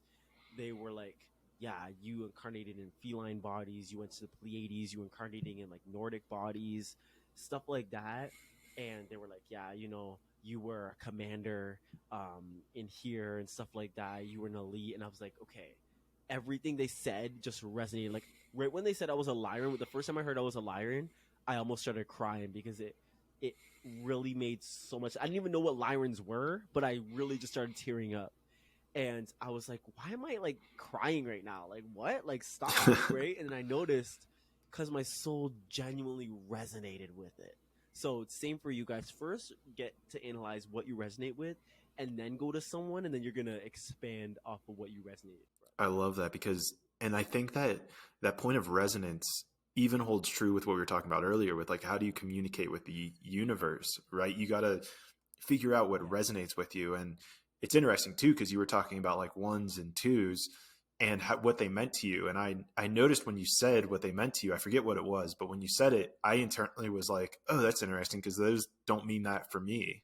It's like, if I see those numbers, it means something else. And so yeah. Interesting. And so I've also even seen where I think they're very unique to the individual because there are Yeah. certain numbers that aren't repeating numbers, like not 111, 222, like my birthday, for instance. Like when I see certain numbers, they mean different things to me, like either new beginning or, think about home or, keep going, like 1, 2, 3, 4. Like if I see ascending numbers, it, Well, I see it what means you the mean. same thing for me. It means the same thing as like an ant, which means to just like keep going, keep persevering. You're on the right path. Don't question yourself. Like you're good. And so I think, I bet if there's like one takeaway to like give to people, it's that alignment. Like it's that vibration within you of that knowing, like just knowing that this is true for you. Yes. Yes, it's the same. Like when you're saying 1, 2, 3, 4, for me, it was you're leveling up, Mm. like you're going up. So, and it would always be like when I'm training or something, it would be like 1, 2, 3, 4, and I see a lot of fives. If I see a lot of fives, changes coming, and then there's always change, whether it's like gonna be high vibrational or dark. It's like always some sort of change that helps me out in the future. So definitely those numbers. And what was I gonna say? Oh yeah, and going back to like the universe and stuff like that, one thing that surprises me as I started being called a light worker. I don't understand what that was, but now I know. But I realized that a lot of what I came here to do on Earth was to help humans. And the universe loves to guide me to where I need to do work next. Mm. And I was gonna start talking about this on my YouTube channel because people, my family is actually starting to open up about it because I did some spirit work with them and I didn't think they would know, but they did. They found out. They were like, "How did you know?" Like, okay, so when my cousin died, um, we were in the hospital when he died, and I was like doing energy work to like, protect everybody energetically, and I would like connect to different souls, and I'd be like, "How do they know my cousin?" and stuff like that, and it was at the point where I was coding everything in certain energies. So like everybody was in a waiting room and I was coding everybody in loving energy. And there's more to that story, but long story short, he died and I was talking to his soul. I was like, don't worry, I'll take care of the family. Just get used to this new realm you're in. And then my family went to a shaman. They're not spiritual like that, but they went to a shaman and because they were desperate. And she said that my cousin wanted to thank me for what I did at the hospital. And they were like, they called me up and they were like, what the hell was you doing at the hospital? And I was like, oh no, I have to tell them. I told them. And they were literally like, oh my gosh, that's why everybody was so eerily calm at the hospital. And I was like, whoa, really? And they were like, yeah, everybody was so calm. And can you tell us more? And I was telling them about the energy work I do. And I say, literally, the universe will just guide me to where I need to do work next. So sometimes, like after this podcast, I'll meditate or like I'll read, and then the universe will be like, go to the skate park. And I'll be like, okay, I don't want to go to the skate park, but so I'm just going to stay. And then 5 different people text me, hey, you should come to the skate park. You should come to the skate park. So then I'm like, okay, I'm going, right? And then I go, and then I realize someone needed my help there, or they needed my energy there. So it's like that. It's like the universe will send me as like on missions, like little missions. But it's hard to tell people about this because they don't understand it, but it's nonetheless happening. So people are like, oh, what did you do today? And I may not have did much work, but I was walking around doing spirit work. Like universe is like, okay, go on the train ride with them. And I'm like, okay. And then I go, and then I realize I had to do some work. So there's so much intricacies. This is what I want people to understand as well, is the mesh with the spirit realm and the physical realm.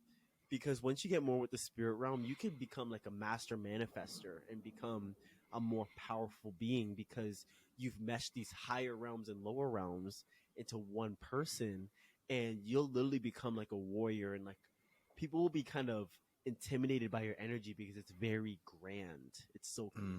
That's awesome, dude. And it's interesting because I lean on being clairaudient. So like I'll hear things. And one of the most perplexing stories, I'll give you the Spark Notes version of it, because there's so many like intricate details that are mind blowing. We can get to them if you're, I'll just give you Spark Notes because it's on this topic. So, I was with my dad, and my dad, he's a little overweight, but then he's like we went to the pyramids. He was going to walk off by himself and then kind of walk down towards where the Sphinx was and do some sketching. Because interesting enough, like the beginning of your story, he's an architect himself. And wow, okay. Yeah, the connections, right? And so I was like, all right, I'm going up into the pyramid, and this was my second time there, and I'm going to meditate. And for like 28-30 minutes, because I was reading a bunch of like the Law of One material, basically being like, you can do healing in here, yada, yada, yada. Don't stay longer than 30 minutes, yes. XYZ. And so then, I go up into the pyramid. I set my timer for like 28 minutes because I didn't want to be there for 30. I was like, all right, I'm not going to go the full time.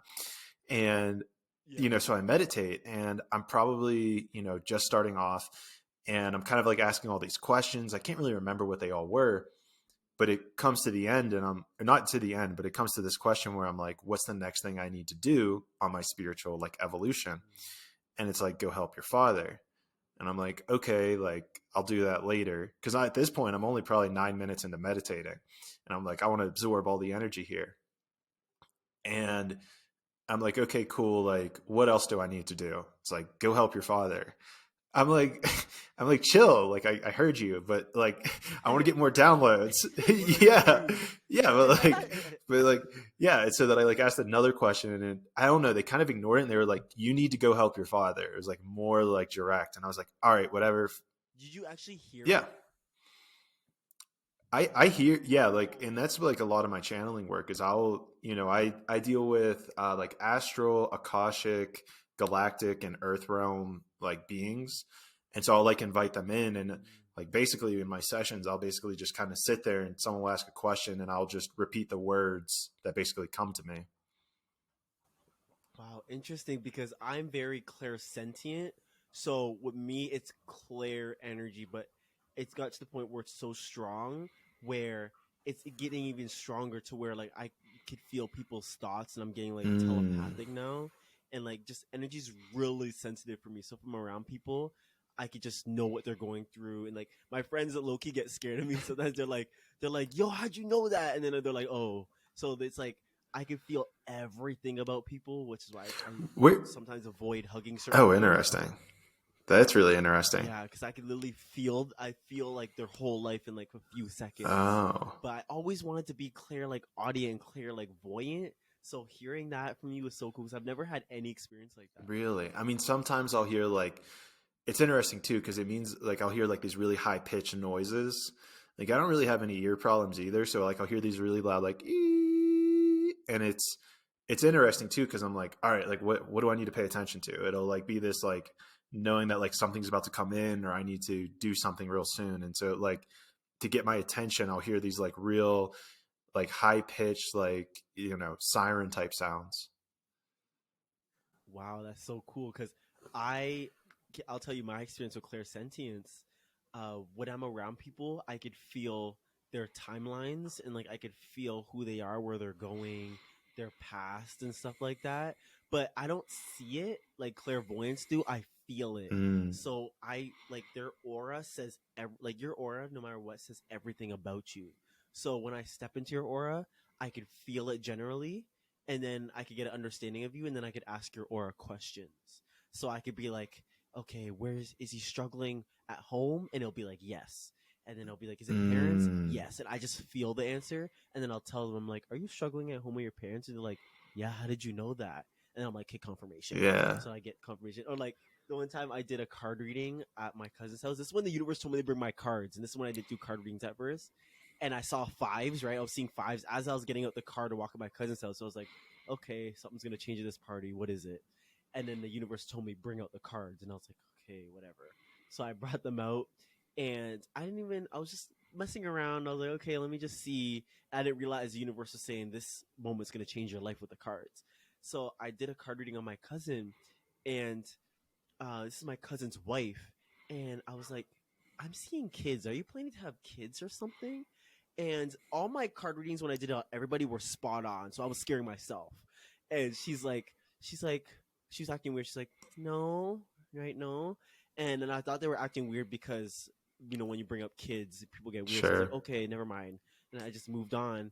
And then later on, she announced before she left that they were planning to have a baby and that they're pregnant. And I was like, yo, Bro. what? And she came to me after and she said that I freaked her out because they weren't planning to tell anyone, but I knew before anyone. Dude. And so right then, but it's like I just I didn't see them, I felt them. I felt the child, and then I could feel that the energy made an image in my mind. That's so So it's fascinating. crazy how you talk about like the hearing and stuff like that. Well, I have a kids one as well for you, where I was working with a client, and he asked he asked the question of like, how can I be a better husband? Like, how can I be a better husband for my wife? And I basically gave him the answer, basically repeating the words. And the very last sentence was like, you need to do this for your mother and I heard child. And I go, before I even said it, I was like, do you have a kid? And he was like, no, I don't have a kid, but like we've been trying. And I was like, oh, because they say that you have a kid on the way. And he's like, what? And I'm like, yeah, they said you need to do this for your mother and for your child. And he was just kind of like blown away by it. He's like, oh, he's like, okay, cool. Like, and so it was this really interesting exchange. I should actually message him and see what the latest is with that because he said he's been trying. And so, Yeah, you yeah, should. I'll have to get you a follow up. That's so cool how we do the same thing, but through different ways. Like I'll feel it. Like I just feel like I have to say this. Like the one guy, because I do a lot of readings for my friends, and they always message me. And the one guy messaged him, or we were in person, and I kept getting the universe kept telling me he's going to a party. Like I kept seeing bushes, and he was like, I was like, "Are you going to a bush party soon?" He's like, "Yo, that's crazy! I'm going to one too." And I just felt the energy like something was gonna happen there. And I said, something's gonna happen there. I don't know what it is. The universe won't tell me, but something's gonna happen that's gonna change your life. And he was like, okay, bet, right? Okay, bet. And then I didn't see him for a week or two.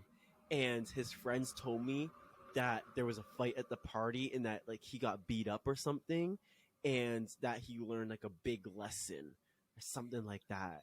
And I was like, whoa. So the fact that it's like I feel it, but when I think about these like situations and like things that happen to me, I think about you, and I'm like, how would being clairaudient, how would that come through? Because I feel it, but hearing it, I couldn't imagine hearing it instead. I think it's something you develop because because it might have been like after a couple sessions I had, or it might just be the way that it needs to be projected for the person.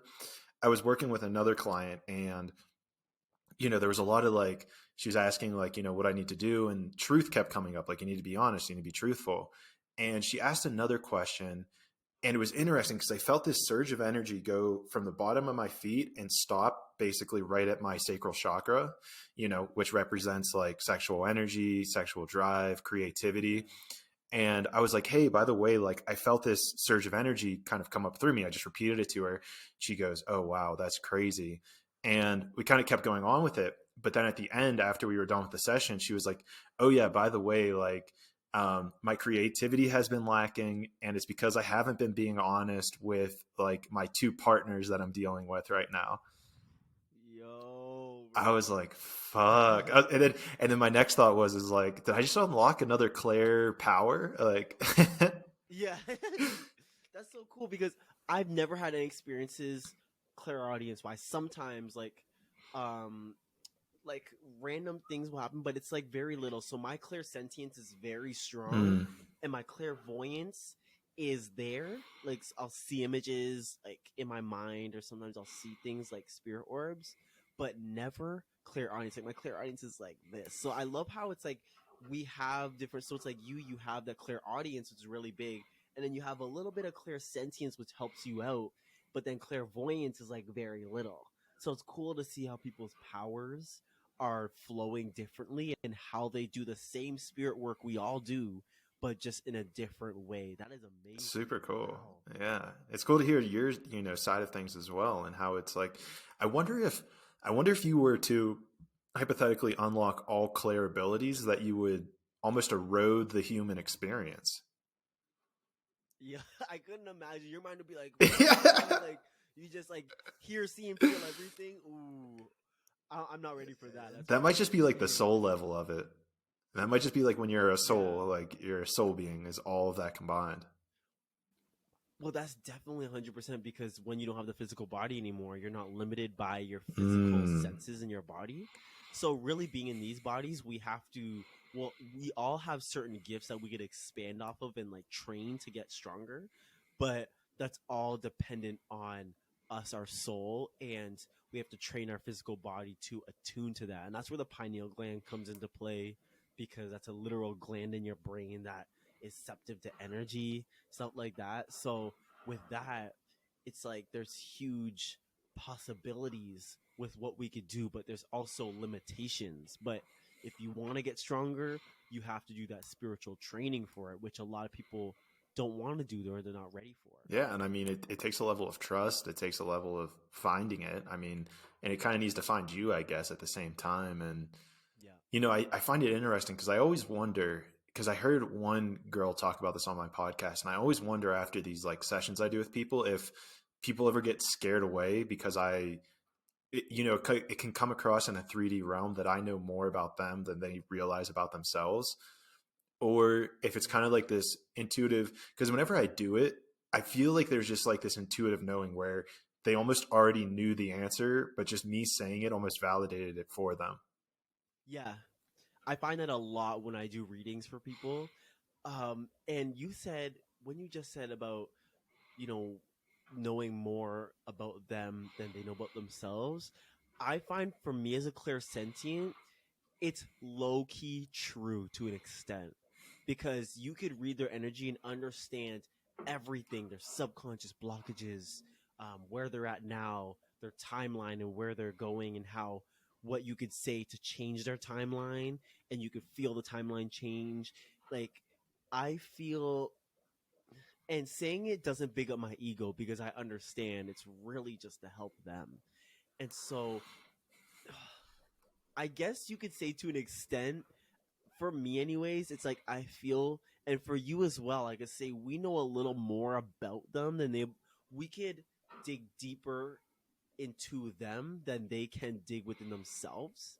So I guess to an extent we know a little more about them, but not like egotistical Yeah, wise. and everything you're saying, I don't believe comes from an ego at all. And here might be a graphical way for you if you've never visualized it this way, where, if you ever look at that Hawking's scale where it's like grief, apathy, and then it like rises up and like being connected, what I realized, I think along my path is if I was being honest and raising my frequency, I then gained this perspective on other people whenever they were operating from a frequency that was lower than where I was. It's almost like being able to sit at the top of the bleachers and look down, and that I guess kind of sounds bad, but see the energies below. So true, yeah. though. And you're like, oh, I can tell that that person's saying this out of apathy. I can see that they're saying this out of anger. I can see where this energy is coming from. And it's so, yeah. And so what's fascinating too, and where it gets weird is like, whenever I do these readings, sometimes to me, I feel almost like an imposter because I'm like, this is obvious. Like, this is so obvious to me. Why am I just repeating these things that I could easily say sober, or not connected, but then the other person hears it. And because they're not at that same frequency, it's like, it's what they needed to hear in that situation in order to unlock their next spiritual evolution. I think that is the coolest part too, because to you, especially when I go to a party, and this is why I stopped going to parties a little bit, but now I love going to them because I could see the different souls and I feel their life journey, and it's so cool. Like, sometimes I'll go up to people and there'll be one person that has like this super strong energy and they're a super strong star seed, and I feel it, and I'll go up to them. I'll be like I remember I went to there was this presentation in Toronto. It was some award ceremony, and there was two really tall people, but their energies were called to me, and I was like, I went up to them and I had to analyze them because their energy was so like unworldly and high vibrational. And I went up to them and I said, just so you guys know, your energy is just so beautiful. Like, I don't know if you guys are into that stuff, but your energy is amazing, and I think you guys are so beautiful. And then we had a conversation. I was reading their energy, and I was like, these people are so cool.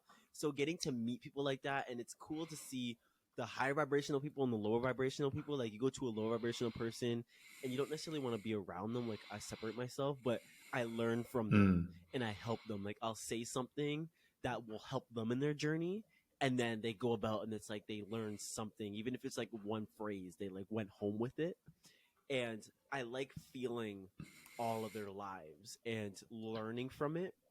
So it is cool, but the people who, I don't know about with you and energy, but I know some people, it's like you just can't be around. Like, you cannot be in their energy, and that's a struggle, especially when you're really sensitive. Or I don't know what. Actually, I have a question for you. So when it comes to being a clairaudient and you're around people or you're just at home, is there anything that makes you be like, damn, like being a clairaudient right now is like hard? Like, where you just maybe hear a message that someone needs to hear, or you're around, because I know at my house, I have to energetically protect my room because outside of my room, the energy is very chaotic because of my family. So when I sage it, I sage the whole house. My mom's like, sage the house, and I sage it. And I'm like, oh, and I feel better. So I don't know. What is it with your experience? What is your experience being a clairaudient and being in society? That's a really interesting question. And it's funny because I was thinking about a question for you, and I'm probably going to end my answer with this question for you.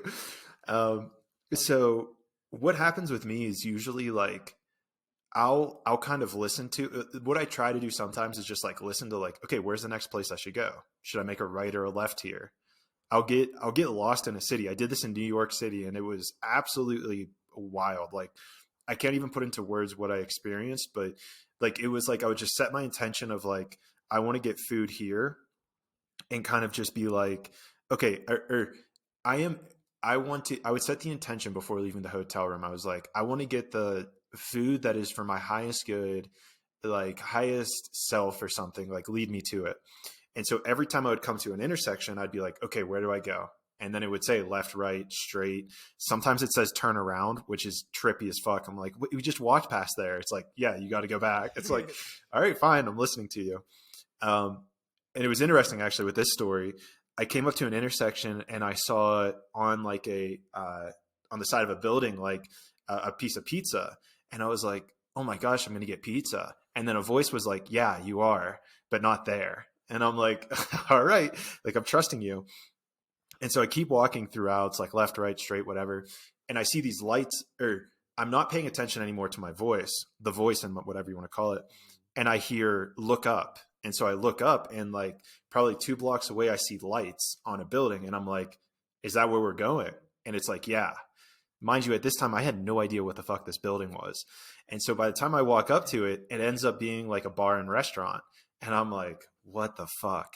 I'm like, all right, cool. I'm in. And so then, you know, I kind of listen to it and I just follow along. And it's interesting because I opened up the menu and the very first thing I saw was like this artichoke olive pizza or something.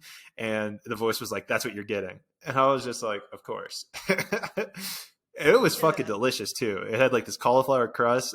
It was sick. It was a great decision.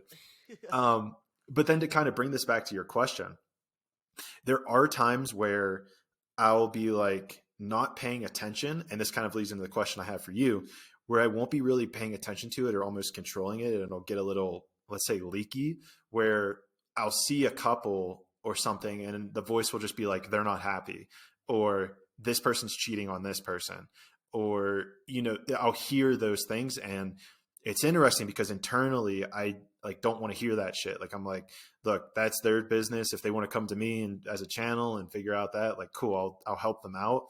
But I have this, like, you know, I try to set this barrier of like, nope, we're not doing that. And so I was curious where this comes to you, of almost the morality around like being able to feel into everybody's like timelines and their past.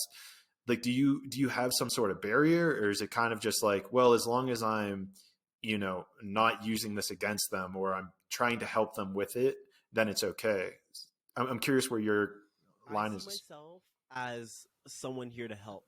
Like I came here for this reason. So I use my abilities as any other sense.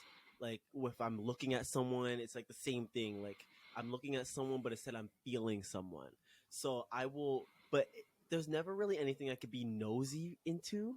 Like maybe, okay, the most I'll do that's like bridging off would be like, do they think I'm attractive, or do they like, a lot of time I could feel when someone has an attraction to me, or I could ask, I'll be like, oh, is there any timeline where we're together? Like that's the most far off I would go. But other than that, I'm always feeling, so like you said you could hear when they're like, oh, they're not happy and stuff like that. I feel that all the time, but I feel it instead. So I'll be like, I'll walk past someone and I'll be like, whoa, they're struggling, you know, with their relationship. But it's none of my business because we're just walking Right. by, right? So there's nothing I could do. So I feel it, I have an understanding, and it's just like looking, it's like when you're looking at a couple walk by and you're like, oh, they're cute, but instead I'm feeling them and I'm like, okay, they're not happy together, whatever, and I go about my life. So I will feel people and I'll know who to talk to and who not to, who's aggressive and stuff like that. And it's always right. So I don't ever test it or anything because it's always right. So it's like I always feel it, and if I'm around people that I'm talking to, I'll help them subconsciously. So and I do this with everyone. So the universe will be like, go to the party. So I go to the party, and I'll feel like someone's in trouble. So then I'll feel where the energy's leading me, and it'll be someone crying, or some guy who doesn't want to cry. They don't want to cry, so they're just like sitting there, and my friends are like, Vinny, he needs help, and so I'll go over and I'll just like I'll talk to him as a person, but give him what he needs through the energy I feel. So I'll feel like the core of all of this is because of what he's going through at home. And I'll be like, oh, are you struggling at home with your family? And they're like, he's like, how did you know? And I'm like, I just know. And so I'll do that with people. Or if I'm talking to someone, I just give them knowledge that they need to help them. If it's just like a random person, I'll give them knowledge that they need to help them on their journey, even though I know I'm not going to see them again.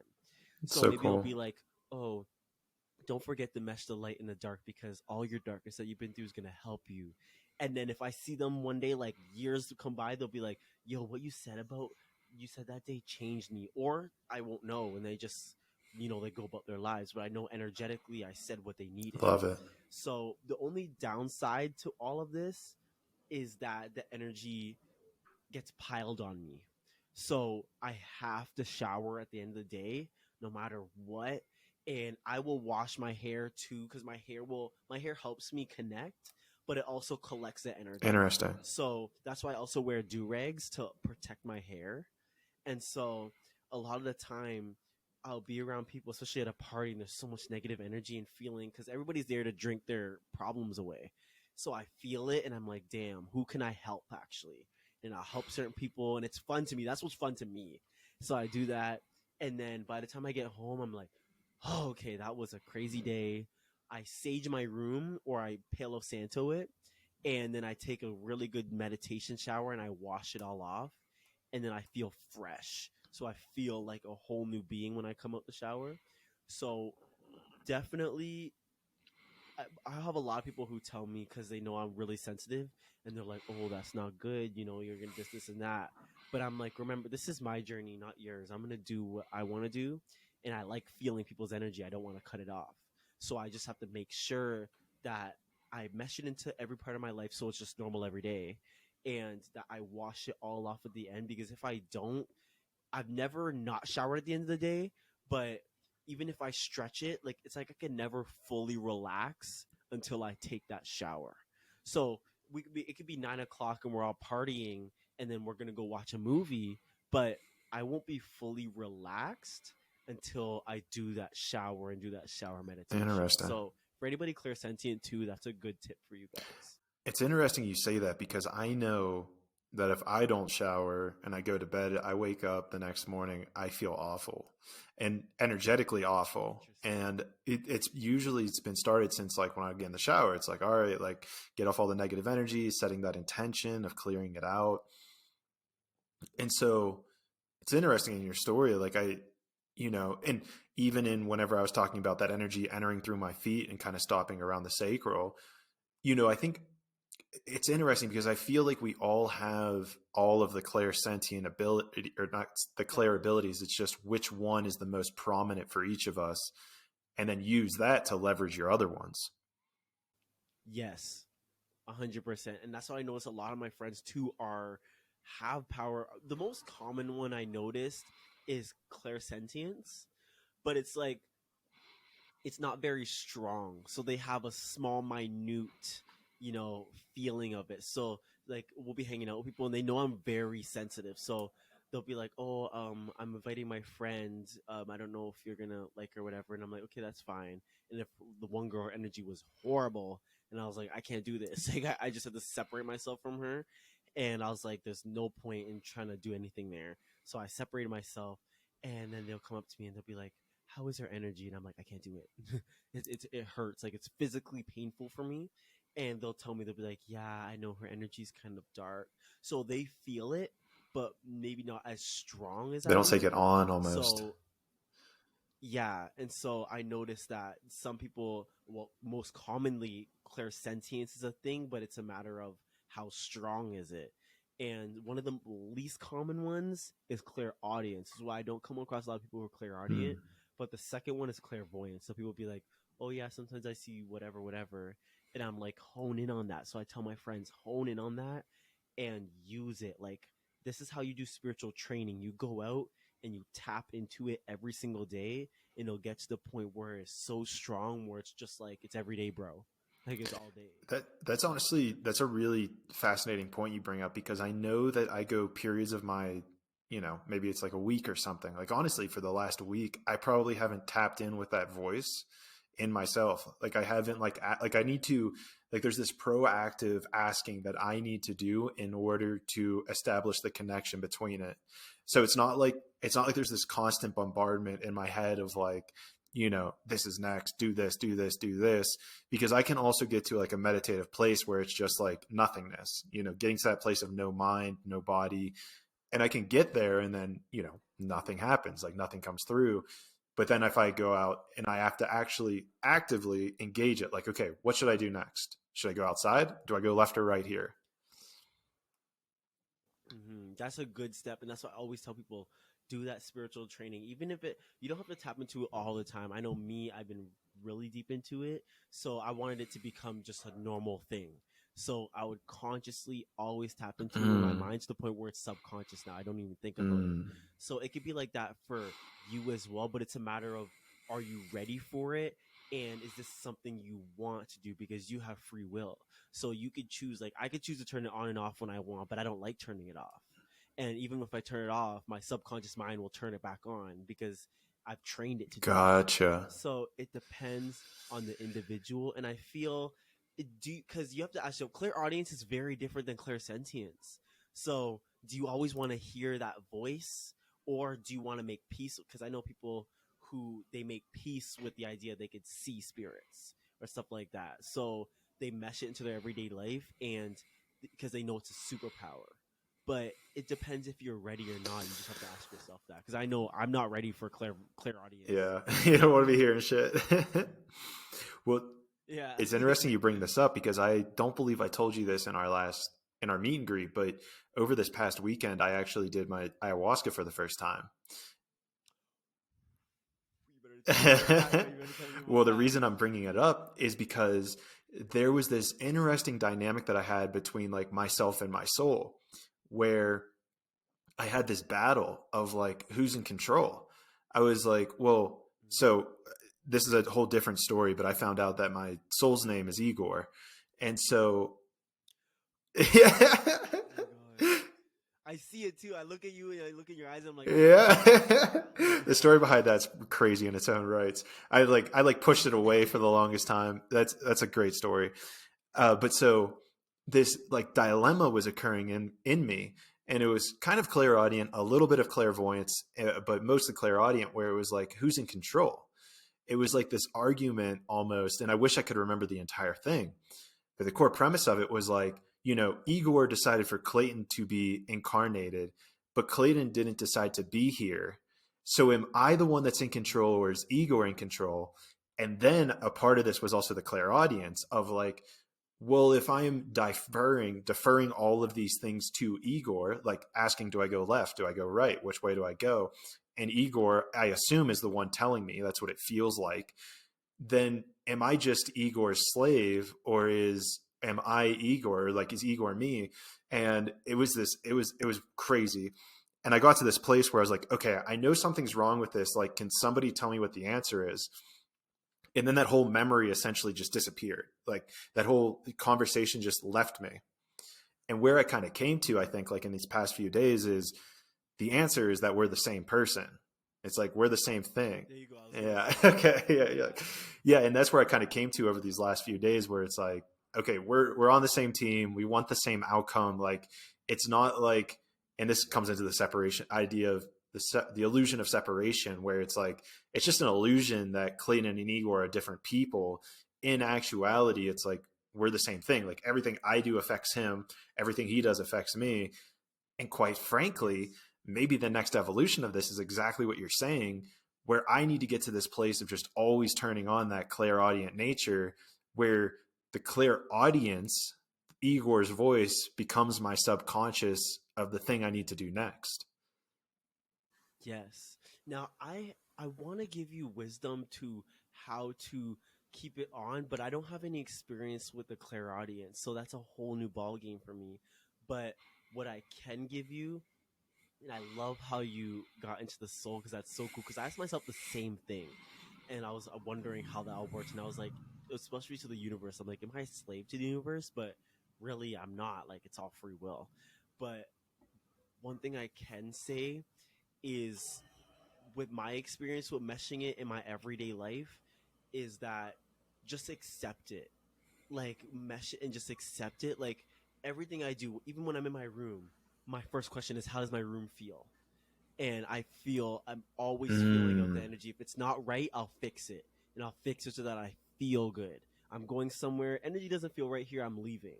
So it's like that. And so with the clairaudience, I don't even know what you would do. To me, it's the same. Really cool journey. Well, to me, I feel like it's the same thing. I think it would be the same thing of, and there's a double component here of trusting that voice. So I think it's exactly what you're saying is, number one, I think it starts with me having to have that intention of, I always want this Claire's ability to be on. So like, I think I need to first set that intention, which I've never set before. And then the next level is to, like you're saying, tap in. Like, anytime I walk outside, tap into it. Anytime I think of it, tap into it, and then trust and act on that thing. Because I think that that's something, especially with our Claire abilities, that we tend to maybe I'm projecting here, but like there's a trust component. So if you don't trust that that is a clairaudient, if you don't trust that you're clairsentient, if you don't trust these feelings, these emotions, these sounds, these visions you're having, then there's no way for those powers to amplify because you're cutting yourself off at the knees. That part, that's a big thing, is the trust. Because well, when you get confirmations, you're gonna trust it. So when I first started doing the spiritual training and I'll go and try it out, I would always look for confirmations. So I would feel that they're aggressive. Let me ask somebody, or let me ask them, or see as we're friends if they are aggressive. And it was always right. I would ask someone, yeah, they're aggressive, or I'd be like, okay, and then I'd like be friends with them, and I'd notice they'd be really aggressive in certain things. And I'm like, okay, well, energy told me that. So it's always an energy, or not an energy, a trust thing. So no matter where you are, especially, I couldn't even imagine with clairvoyance, like trusting that you're not going mad, that you're actually seeing a spirit there. So people like that are strong, but I think people that are clairvoyant and clairaudient are super strong, because those external, because for me, clairsentience is internal. It's me feeling and being receptive. But clairaudience and clairvoyance, it's like almost, clairaudience is a mix of external and internal, but then clairvoyance is like almost all external. So I couldn't imagine like having to trust. So I guess each one, it's like another level of trust you have to have, but always trust. And you're going to have to look for confirmations. Start with confirmations. That will help you with your trusting process. Right. And what's coming to me, and if we go back to that New York City example, right? Like there was times I was told to like walk down the street, make a right, and then make another right back down the other street that I just came across. And when I was told to kind of retrace my steps, there was this protest within Clayton that was like, we just walked that way, like get out of here. But the powerful lesson that I realized from that was that you get a completely different perspective of the road. Like you think you just walk down a road, but if you cross the street and walk back down it the opposite direction, it's a completely different road. It is not the same road.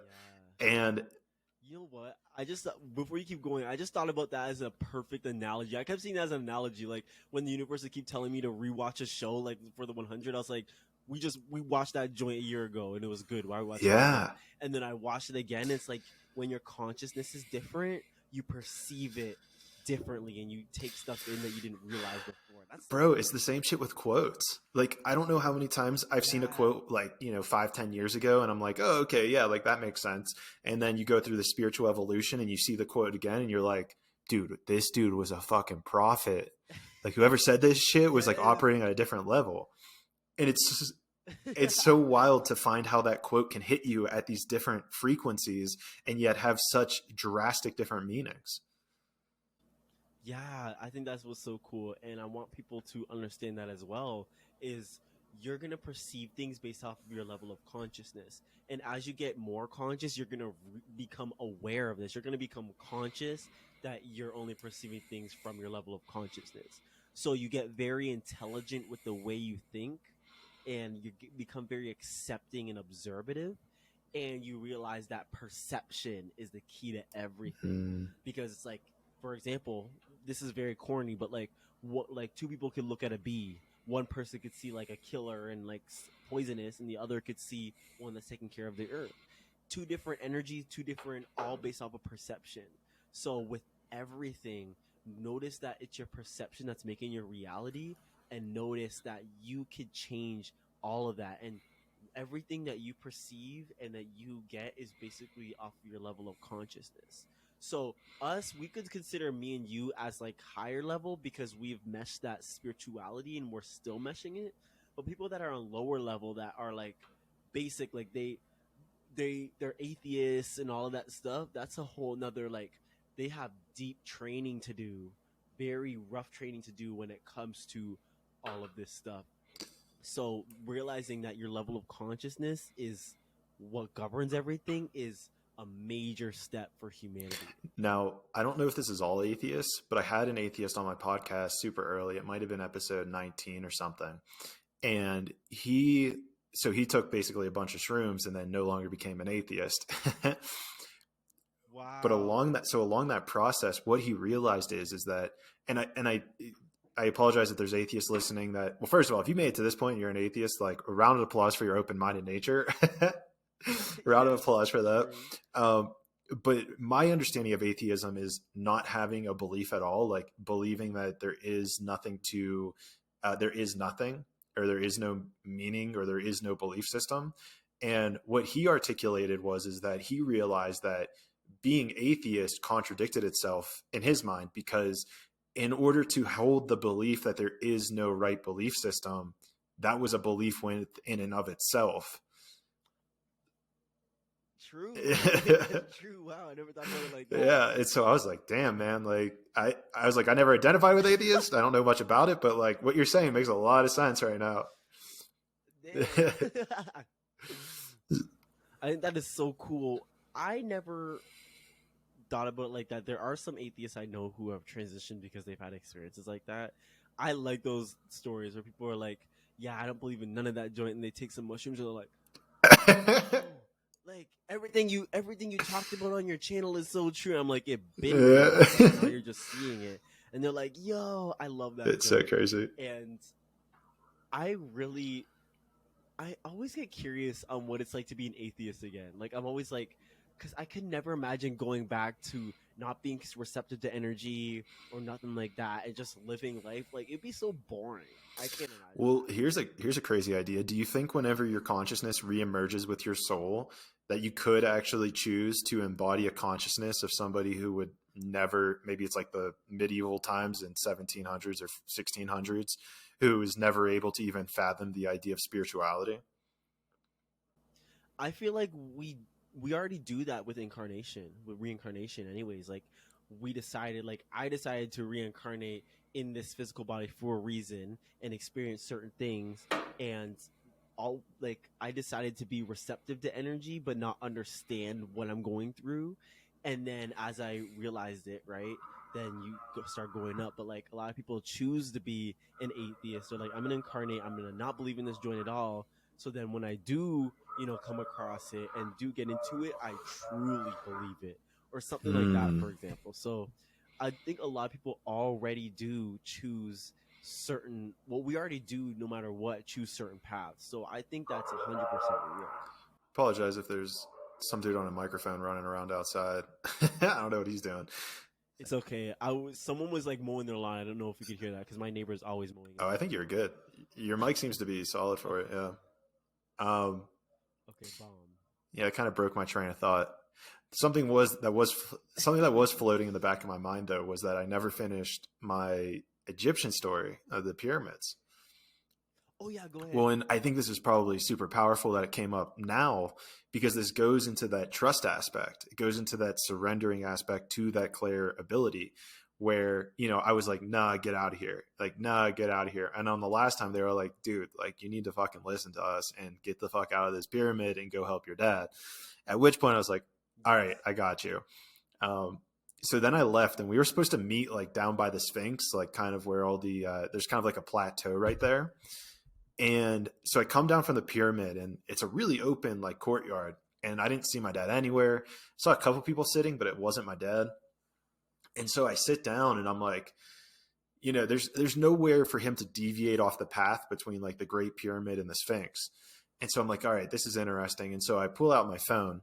And another piece of this is that our hotel is like right behind the Sphinx. Like we were like a 5-minute walk from our hotel to the complex. And I pull out my phone, and the instant I pull out my phone, it's my dad. And he said, just like, hey, I headed back to the hotel. I was like, okay, that's interesting. And I remembered what, the voice I heard said, which was just go help your dad. So then I like got into the hotel. My dad's sitting in the lobby. I'm like, is everything okay? And he's like, yeah, I just, it was getting hot out there. So I decided to come in, like, blah, blah, blah. I was like, all right. I was like, do we want to go up to the room and then get food? And he's like, yeah, that works for me. So we make it up to the top of our room. And the instant that we get in our room, my dad starts violently throwing up. He like runs to the bathroom, can't stop throwing up. And I'm just sitting there like, what the fuck? Like, what just happened? I go up, I get some bananas, get some fruits, get water, help him get hydrated. And I'm just like, I don't know what to do at this point. I'm like, what can I do for you? He's like, I just need to rest for a little bit. And so then I was able to relax. And whenever I relaxed, that was whenever I remembered the voice being like, go help your father. And I was just like, fuck, like what did I just experience? Like that. So that did that make you want to listen to it more? It's a good question. And maybe like, how did that affect your life? It amplified the thing that that's interesting. I mean, at the time I was kind of like in this shock. I was in this quasi like dark night of the soul where it was like, what the fuck just happened? Like, I connected with some being. I think, let me see if I can remember the name of it. It was something like Anaka or something like that. Anaka. Cool. Yeah. Cause I asked the name whenever I started talking with her, I believe. It was something like ANNA, or it was like ANAKA. It was something like that. Anaka is what's coming through right now, but it was something like that. It feels familiar. Oh my gosh, that's not the exact name though, but it was something like where it was letter A, letter A, letter A, and I know it ended with like Naka. I don't know. Interesting. The core concept though is like that it blew me away, and I think it comes back to like this whole trust aspect we were talking about. Yeah, I like that. That's, you know what? I think you're the coolest person that you could channel like that, because I've always wanted to do stuff like that. So I think you're super cool. Oh, I appreciate it, man. And I love hearing stories like that, because I always ask that question is, how did that change your life? And I notice they always pause for a second. They're like, oh, wait, because it's like, I notice this for myself too, is we have these experiences, but we never really like, it affects us subconsciously, but like we aren't aware of like how it affected us subconsciously. And I love hearing people's answers, because it's always something different, and like how it changed them, because it always helped them level up in a way. And I love hearing stories like that. So I actually want to hear a story about your craziest or your coolest like experience with another being and talking with another being. From like a different dimension. The coolest thing that I had was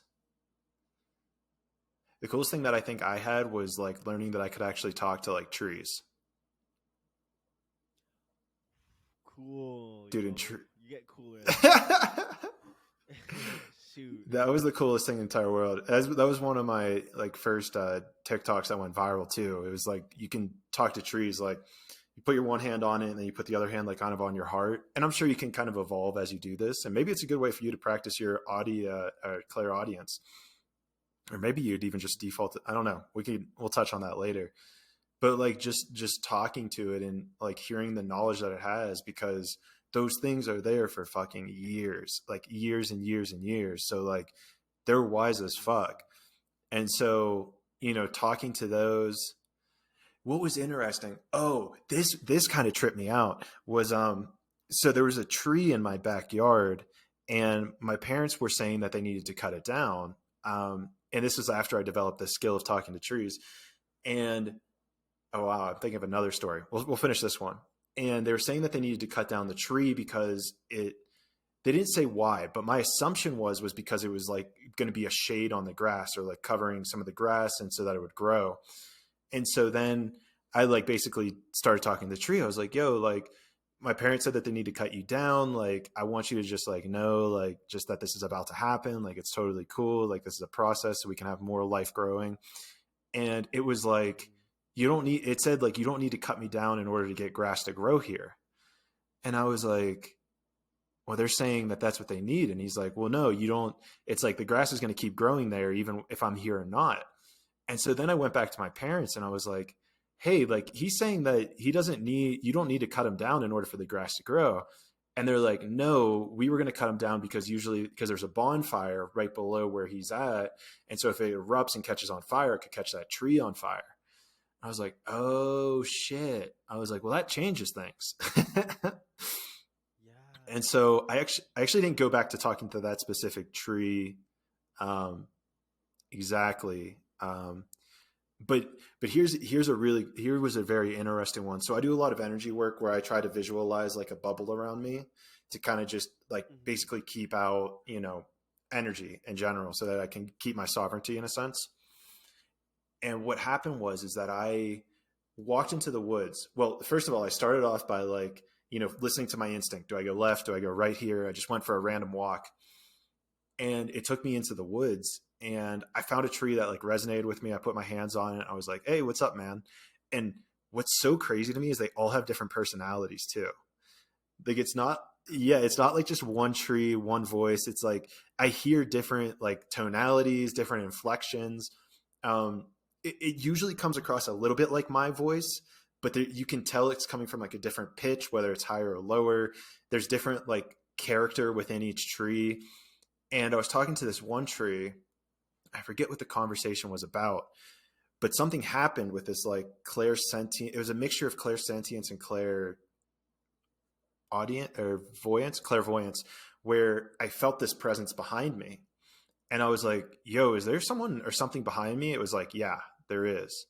And I like kind of turned around, and like with my eyes, I didn't see anything, but like with my, let's say, voyance nature, I could see that there was like this dark, just like being kind of just like lurking on the outside of that bubble.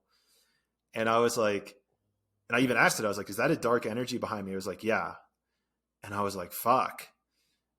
I was like, am I safe? He's like, yeah, like you do this energy work, like you're good, like you can just stay here and get tapped in, and like it'll just fuck off whenever it's ready to kind of piss off. And I was like, okay, cool. And then what happened is it was like, it kind of said something along the lines like, do you want to see something cool? And I was like, yeah, fuck yeah, like I'm safe, like let's do it. It kind of showed me this like almost like zoomed out Google Maps view of like the area that I was in, but I could only kind of see it from the perspective of like the trees that were connected to each other.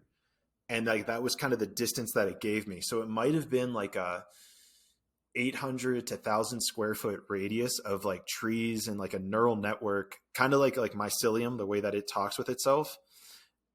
Yeah, like that's a good visualization of what I saw. And I was like, dude, that was fucking crazy. It was like, yeah, I thought you'd like that.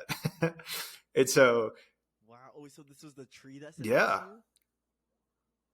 you? Yeah, it was the one that showed me it. It was the one that was telling me about like the dark energy that was behind me. And then whenever it was interesting because when I came back out of that, the dark energy or dark spirit, whatever, was gone. It was no longer like there, and I kind of just left.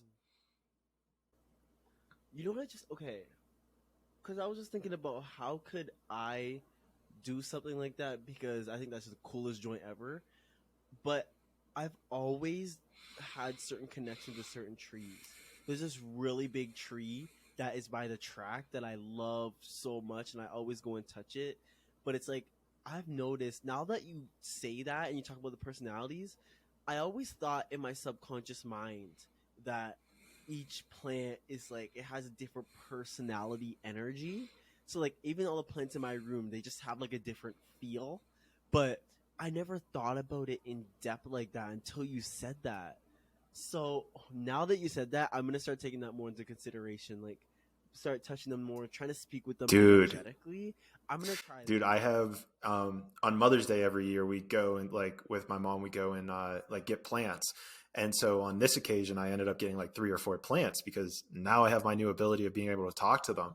And dude, they'll fucking tell you whenever they need more sunlight, they need less sunlight, they need water, they don't need water. Like they'll tell you all of this shit, dude. Yeah. I always felt like, okay, I'm not as advanced as you with this, but I would always feel the plants in my room when I need to water them. It's like they would tell me when to water, and I'm like, I'll tell them, okay, guys, I'm getting you water. Just wait 1 second right now. Get them Dude, you can water. do it. Wow. Well, and what happens is dude, is they grow fucking fast. So those plants, whatever they are, they will, because they respond to your positive energy as well. If you're giving them more love, more compassion, they're going to expand. And I don't remember where I heard this. Where did I hear this?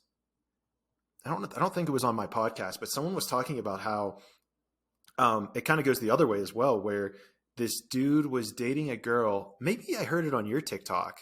I don't know, but some dude was dating a girl who was like very passionate about her plants, and one of her plants died, and she like kind of started crying about it, like was very upset, and all of the other plants responded to it and like grew brighter and bigger because they saw that the amount of care that she put into the plants. that's so cute. I love that. It's wild, dude. Wow, okay. That ma- that just makes you want to connect because I always have this connection to my plants, but that makes you want to genuinely connect with them more. And I've heard, I don't know if you've heard about this, but have you heard that scientific? I think it's in a declassified document where you could actually telepathically speak with plants. I don't know if you heard about that. I haven't heard about it telepathically. I have seen experiments where they'll take like a boiling pot of water and put it next to a plant and they'll drop in like a shrimp. And then when the shrimp dies, they get this like real negative reaction from the plant. Yeah. Yeah, I've seen that too. I thought that was so cool. So it's like, okay, they may not have eyes, but or like mouths, but they are still perceiving reality in a way where they are aware of everything, but that we cannot even fathom because we are that type of being. Like we want to sit here and be like, okay, well, the Earth is scientifically alive, but how? And it energetically communicates, but how? We can't perceive that because we aren't on that same level of consciousness. It's like trying to perceive a higher dimension, or it's like trying to tell a 2D video game player about a 3D world. Like Mm-hmm. it doesn't to them it doesn't make any sense. They're like, how do you? So when you think about that with dimensions does too, like going into like dimension 5 and 6 and like trying to describe it, and people are like, yeah, I went to a higher dimension, but I can't describe it because there's literally no words for it. So it's the same. Bro, the same shit happened to me whenever I was on ayahuasca. This is another story. Lot of mercy. Let's start off here. Have you seen Doctor Strange? I have. Okay, so dude, so there's a lesson in this, but I'll just keep this short where I actually experienced the mirror dimension. What? How? I can't tell you for sure, but it was basically, and it's crazy too because there's a scene in it, and I don't know if you remember this, where like a building splits in half and it kind of starts contorting. So, Yes. dude, I was experiencing that on like a massive scale, and there was elements of this physical reality, but there was also just profound colors and just mysticism involved that was even more grandiose. And all I could think the entire time is this is the mirror dimension from Doctor Strange. This is the mirror dimension from the fucking Doctor Strange. And it was as cool as the mirror dimension is in Doctor Strange. This took on like a new life of its own of like, like there was like these geometric patterns, but there was also this chaotic nature to it where you didn't know what was going to split off next, where it was going to go, but yet you knew that there was like this rhyme and reason to it. Oh my gosh, that reminds me of Interstellar too. When he goes, when he goes into, it's not like a mirror, but you know what I'm Yeah, talking see, that was like a little bit more of like rectangles. about? Well, that would be like a little bit more like rectangles, right? Yeah, and the other one was Yeah, circles. Yeah, I yeah, definitely. it's a lot more in the realm of like the mirrors. Like if the interstellar thing is a 2D version of it, then the mirror dimension would be like 4D or a 5D version of it. That makes sense. Okay. Wow. So you had this. Now, how did that change your life? So what happened in that is what happened. So I was in it, right? I was seeing all this beauty and this and amazement, and I like was like, wait, like I kind of called out. I was like, wait, I'm supposed to be doing ayahuasca to heal. Like I want to heal. Like why am I in this incredible, beautiful place? And I forgot about that, and then I was like in the mirror dimension again. And then I was like, wait, I'm supposed to be in this beautiful place. I'm supposed to be healing. Why am I in this beautiful place? And then I kind of forgot about that, found myself in the mirror dimension again. So a third time, I was like, hey, I'm supposed to be doing ayahuasca and healing. Like, why am I here? And I slowly started to fade away from it.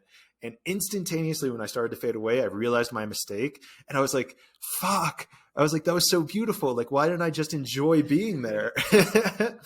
And so Yeah. as I was fading away, I kind of called out and was like, hey, like, am I able to come back? Like, can I be here? And a voice from somewhere was like, yes, this is always available to you. Cool. This is too cool. That I feel like you could do, bro. I know people who travel the Akashic records all the time, and that is what that reminds me of. It's like going to places like this for certain wisdom and knowledge and understanding, you could do that joint too, bro. That's so That's so cool. wild you say that, because my shaman, like whenever he like asked me, we did like an integration session about it. And it's actually releasing on Monday if you're interested to hear the whole entire thing. Uh, I love it. yeah, it's gnarly. The life lessons learned. We spent 45 minutes of our integration talking about a cup of juice. We spent 45 minutes talking about a fucking cup of juice, and there was like 20 life lessons learned about a cup of fucking juice. It was crazy, dude. But so, Dog, that's so but cool. Okay, keep going. so to get back to what you were saying is like, dude, you could use that. My shaman was literally like, do you kind of see like the deeper aspect? I forget how the conversation played out, but we got to this point where it was like, it's a tool. It's like now a tool to realize, like, if I go to a deep meditative space and need to see the intricacies of something, or need to make space for divine beauty to come into my life, like that's where I can do it. That's where I can kind of, I know that I was given another tool in order to, whether it's for healing, whether it's for seeing another dimension or something. I can't specifically tell you that at this moment, because I'm still very, very much connected to it. But I just know that it was another tool for like this journey, like whether it's like meditating or Wim Hof breathing, or, you know, it falls into that category of, this is a tool to help you in your journey. Yes. Now, are you going to use it, or like, do you have any plans to use it, and how do you want to use it at the beginning? That's a great question. And the honest answer is I'm not sure. I tried meditating, but I'm not sure that I did it long enough, like with the intention to just go back there. So honestly, those are really good questions that I think I need to ask myself deeper, because I'm not sure. You know what I mean? Like I got there, and I am very much aware that I'm able to go back there, but it's like, I don't know how to go back there. And I know the answer isn't in plants. I know there's a sober way that you can do it, because I believe that's just universally true for everything. So I think that's probably just an intention I need to set out. You know, it's kind of like, you know, I don't know how to get from, I don't know, let's say, you know, from Peru to the United States. I mean, obviously you buy a plane, but it's like, I don't know the process of actually buying the plane to return to that dimension. Yeah, I feel you. I'm curious on how you're gonna do that too. That is a whole new ball game for me and you. So I definitely want to hear more about that and what you learned and how you came across that, because that just reminds me of my draw to astral projection and wanting to astral project in the first place. Because I want to be able to talk to beings, travel the universe, and come back with knowledge to hand people on Earth. And I'm thinking about now with you, this could be something that you're gonna do. And once you perfect it, because the universe just showed you, the universe is like, okay, it's just like, like for example, my friend, one of my followers actually messaged me, and he didn't think astral projection was real, and then he astral projected in class by accident, Whoa. and now he's been trying for years and can't do it. And I told him, I'm like, the universe just showed you it's real. It was just like, oh, you don't believe? Here you go. And now he's like, yo, how do I do it? How do I do it? And I'm like, the universe just showed you. Now it's trying to get the warrior in you and your spirit to try and find a way to get there. It's like, it's giving you free will still. It's like, oh, here. Now, if you want it, you got to go for it. But if you go for it, I will give it I to love you. that. So I think that's the same exact situation for you, because once you get it, you're going to be powerful and glad that the universe didn't just hand it to you, because you're going to appreciate it more, the fact that you had to work so hard. Bro, that's so funny you say that, because that's another reflection that came up like in my story, and I have a couple of examples. Yeah, but it's like there's so many things where like there's a knot in my stomach, and there was this whole thing with like healing, and I'll just leave this as a tidbit so you can actually go listen to the podcast on Monday. But like there's this whole thing with like this snake and healing and doing all this energy work in my body, and then it came to like my solar plexus, which is super like knotted up, and it was just like, no, I'm not going to do the energy work here, like this is for you. And I'm like, motherfucker, like I get it, I know this is for my highest self, but like fuck. And yeah, that's amazing. and something I'd also like to reflect to you, like I find it super fucking cool that you can like astral project, because this is something that I've been working on for like almost, I think I probably started working on it about 4 years ago. I started on it within the realm of lucid dreaming, where like becoming awake in my dream. And in the last 4 years, I've probably done it like 5 or 6 times. And so that's something like I know that I honestly, my dream journal is right here where I've done everything, and it's still something that I'm trying to like get into. But I think what you're saying makes so much sense where it's like, you need to figure out that mode of transportation for yourself. You need to kind of go be the warrior, go into your shadow self, figure out what's blocking you from this, like, let's say negative, I guess negative isn't the right word, from this lower frequency that's holding you down, that's not allowing you to tune into this higher frequency of lucid dreaming, clairsentience, clairaudience, clairvoyance. Like what is it that is kind of still gripping you and pulling you down into this lower negative energy?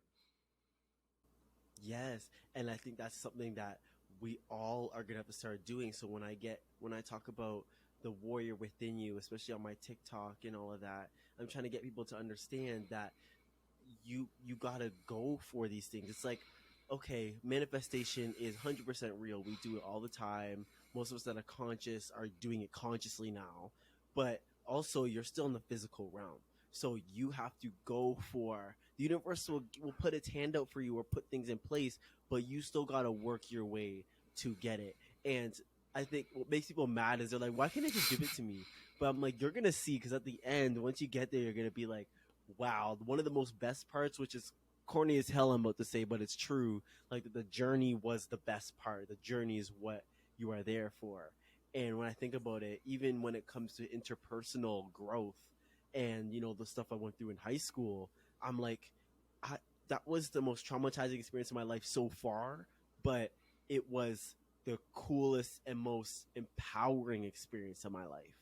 And it's like that's again goes back to yin and yang and the dark and whatever, but really that is the key to consciousness and spirituality, is getting people to understand that it's you all along. It was you. The universe is there, but it's all you. You are stopping yourself. You are the one that is bringing yourself to success, and you are the one that is going to lead yourself to where you want to go in the future.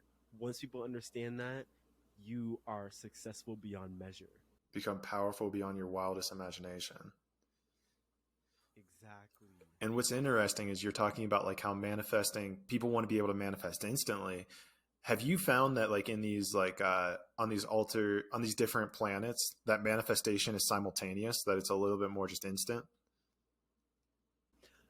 Yes, as you get higher up in dimensions and density, it's instant. Like your thoughts just instantly manifest. That's why like you could astral project, and say you want a sword in your hand, and then a sword will just appear. Or you could create what we call tulpas, which are just like energetic beings that you create. And you could be like, I want a lion to protect my body, and you create it, and it'll just appear there, and it'll stay there until you tell it to leave. Mm. And it's the same thing with anything. So in the astral realm, things are instant. And then when you go higher, like in 5D, when you become a fifth dimensional being, your thoughts are going to instantly start manifesting. So even me, I'm trying to correct my thoughts, because I notice even me, I'm trying to chase thoughts away when that's not what you're supposed to do. You're supposed to accept them and focus on the thoughts you want. So I have to keep doing that for myself, especially. But overall, things will start. The higher vibrational you are, the faster things manifest. So if you're having negative thoughts and you're scared they're gonna manifest, don't be scared, because negative, lower vibrational things take a long time to manifest. It's very slow. But then if you're very happy and you want to manifest, for example, a friend, then next thing you know, next day you make a friend, because in high vibrational things are quick, so things are going to move super fast for you. So that's one thing I learned that helped me, especially with intrusive thoughts, Mm. is the lower vibrational things will take a long time, but the high vibrational things will come almost instantly. So as you go up, it's quicker, way quicker. And would you say that that requires you going into that shadow side, as we were discussing earlier, in order to raise it? Yes, 100%. I learned that, and everybody is different, so your fears are going to be different than mine. But overall, when you start handling them again, yeah, you go further into the light. And that shadow work you do every time you hit a dark moment in your life. And I always tell people this when I'm doing readings on them, because I tell them, darkness is coming. You're going to hit dark spots, but don't worry.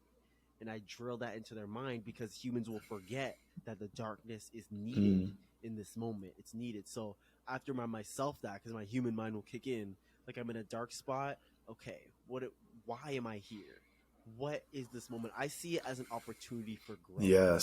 And that's what all of us have to start doing. That's so true, because even this morning, yesterday, I recorded a podcast with somebody. I'll keep them private for now, but I recorded a podcast with them, and then I got an email this morning with them being like, it was like a 2-hour incredible conversation. And then they said something along the lines of like, hey, like they sent this whole like 2-page email basically saying that like their intention was off, and basically that they weren't going to air the podcast episode that we recorded. And I felt so devastated by it, because it was such a great conversation. It was so great. Like, I really love these people. And it came back to what you're saying. It's like, it's very easy to even label that thing as bad or judge it as, I guess it's dark, but it comes back to what you're saying is like, what is it there for me to learn? Like, what is it that I'm supposed to learn from this instant, from this occurrence, that is able to propel me into the next stage of my life? Because what's also interesting is these people are super dope. And I know when things like this have happened in my past, the energy that I felt is that we may never talk again. And I don't know, I'm trying to avoid that with these people, if that makes sense. And so I know that there's this underlying challenge there where it's like, okay, how do you balance this line of like this idea, quote unquote, that my time was wasted, but in reality, there is no waste. The universe never wastes anything. And so what is it, what's the lesson I'm supposed to learn? How can I grow from this? Where's the expansion in this darkness? Mm-hmm. And we never see, most of the time, before we understand this concept, we never see the benefit of those dark moments until after. And so I notice that a lot with everybody. Every human being does this. But when you become conscious, then you realize that even if you're in the moment of that darkness and you don't know what is going to come about, like why you're experiencing it, you accept it because you know that you will see after why. And so even when I hit dark spots, I get excited because I'm like, I'm going to learn something that's going to make me like a more advanced being. So even though I'm like, oh, this is painful, I'm like, ooh, but what's going to come about in 2 weeks? The future self is looking back and is like, you did that, Joey, you did that. But I'm looking at my future self and I'm like, how do I get there? Like, how do I get that? So it really is, all perception and understanding that concept that the dark is needed. And you don't have to understand the reason. Just like when I was in that dark dimension, I didn't understand why I was there, but until after I realized. So now I know, okay.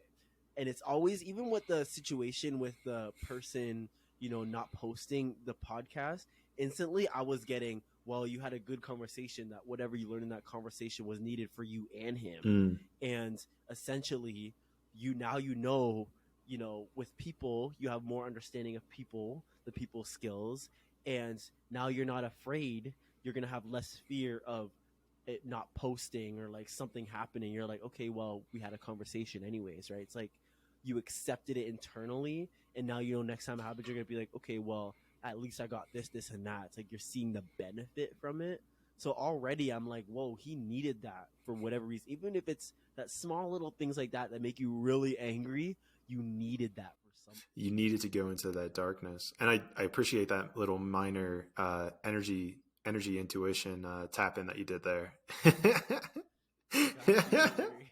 I appreciate it. That was something I was kind of dealing with this morning, and I was like, this is rough. Let's work through it. But it's exactly what you're saying. And it's interesting too, because it's reminding me of like, before I do podcasts, I get like anxious, and we have this like propensity to label these emotions as bad, whether it's anxiety, depression, guilt, shame. But to your point, it's an element for expansion. It's like, okay, cool. I'm feeling this, whether it's physical, whether it's emotional, I'm feeling this lower energy. What is the enlightening nugget? Where's that white dot in the yin and yang that is going to come out of this darkness? Whenever I do energy readings, even if it's over Zoom or something, I see their like the darkness they're gonna face. I won't see it exactly, but I'll sense it and get an understanding of what type of darkness it's gonna be. But the universe won't tell me the rest because it knows I'm gonna want to tell. Right. Right. Or if I say I won't tell, it'll show me more, and I'll be like, oh damn, like, who this is gonna be heavy for them. And I tell them, like, my best friend, I told her, I'm like, darkness is coming, and I don't know what it is, but it's gonna challenge you, but you're gonna be a powerful ass queen when you're done. And she's like, okay. She's all excited, and then it licked her down, and I hit her, and she was crying all the time. Like, she was in this really dark space.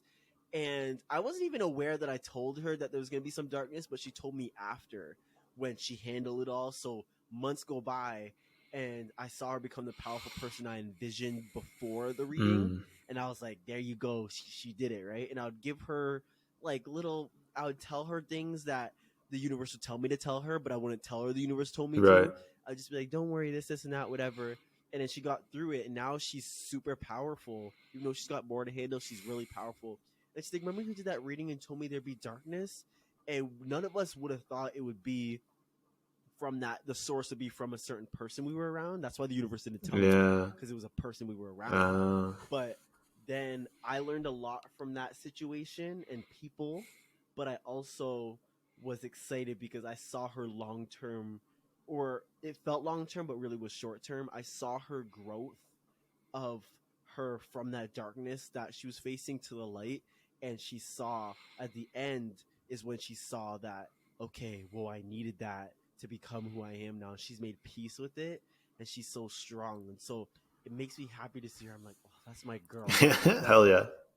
I noticed that with readings or no matter what it is, it's like they never see the light at the end until it's just that this one is that we're like hitting the end of it, and it's kind of just closing on us. Yeah, but I don't know. That too. Yeah, because it was interesting because I do have one more question to bring up. But like even before that, I was fighting this urge of like, just end it now. Just end it now. You're supposed to end it now. And I'm like, but I want to ask this one last question. I love how we were just talking about intuition too and talking about listening, and then we're not listening. No. Not when it's ego stuff.